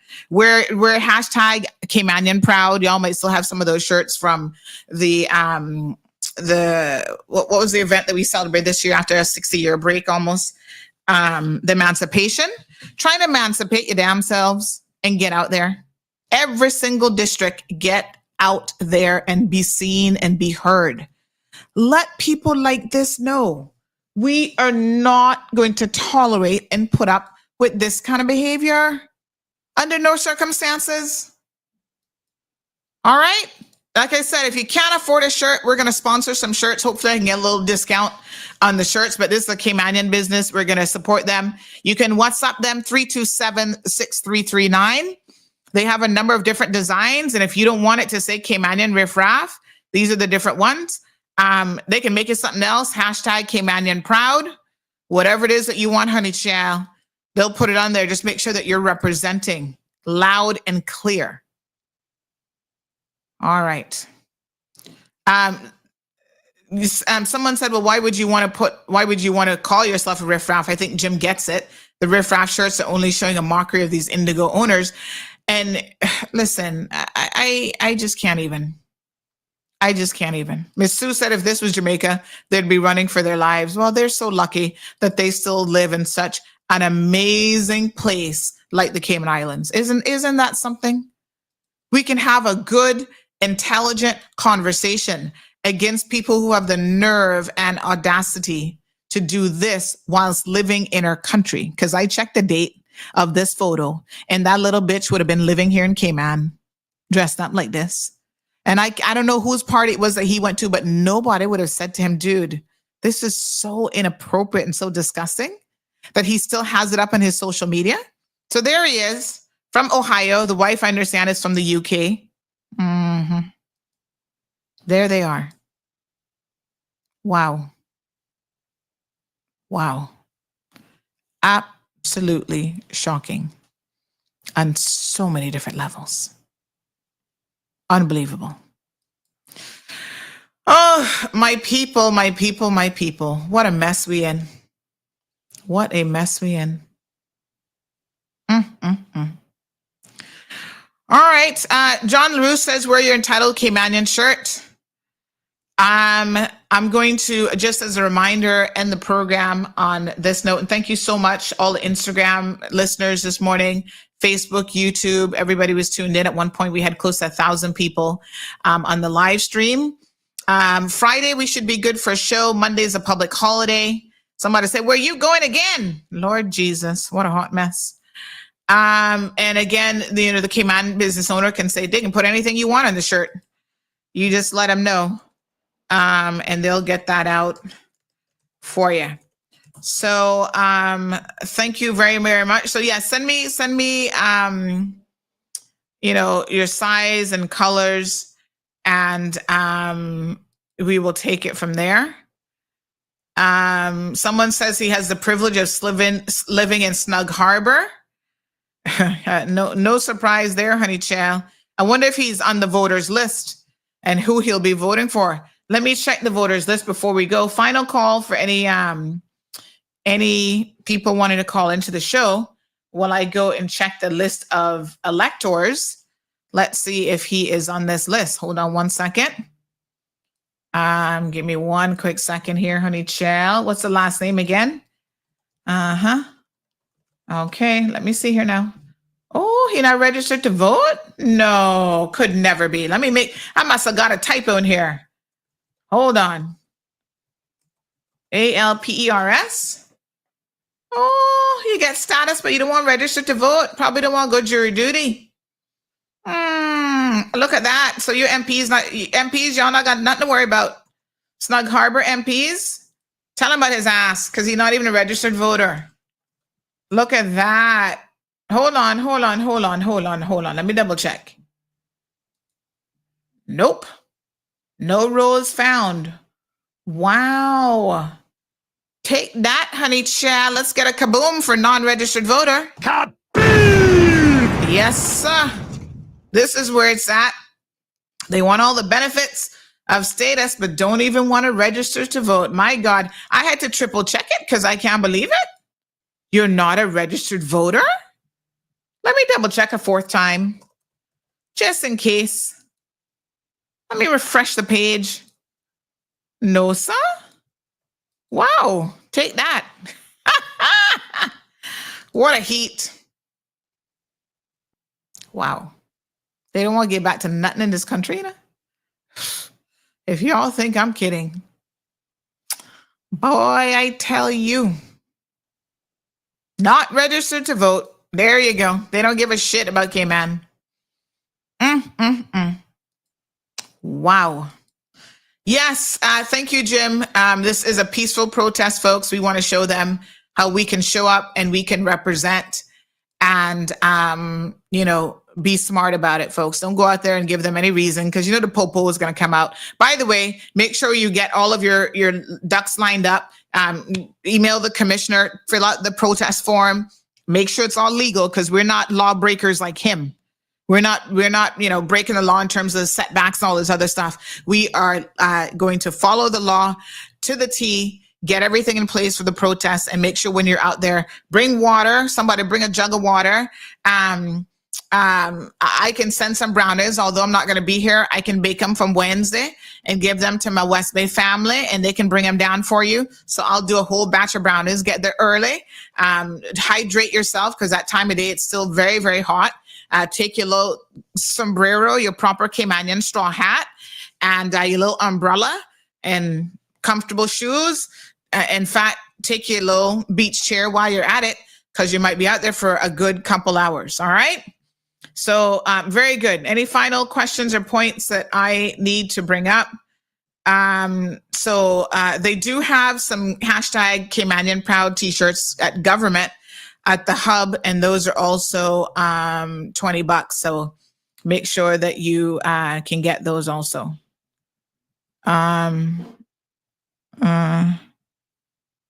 Okay. All right. So that's good. And I want to post this now in terms of I'm going to post this video now in terms of, again, the theme of today's show is let them. And this transcends all aspects of our lives. But today we can see very, very clearly how, letting them show us who they are means a lot. All right. Heard about this thing called the let them theory. I freaking love this. If your friends are not inviting you out to brunch this weekend, let them. If the person that you're really attracted to is not interested in a commitment, let them. If your kids do not want to get up and go to that thing with you this week, let them. So much time and energy is wasted on forcing other people to match our expectations. And the truth is, if somebody, especially somebody you're dating or who's a friend or somebody you're trying to partner with in business, if they are not showing up how you need them to show up, do not try to force them to change. Let them be themselves because they are revealing who they are to you. Just let them. And then you get to choose what you do next. That's right, folks. And we are choosing what we are doing next. And that is a protest on Saturday. So we've let them and they've showed us, they've demonstrated, and here we are. All right, folks, please have a wonderful and safe Wednesday afternoon. We'll see you guys tomorrow morning.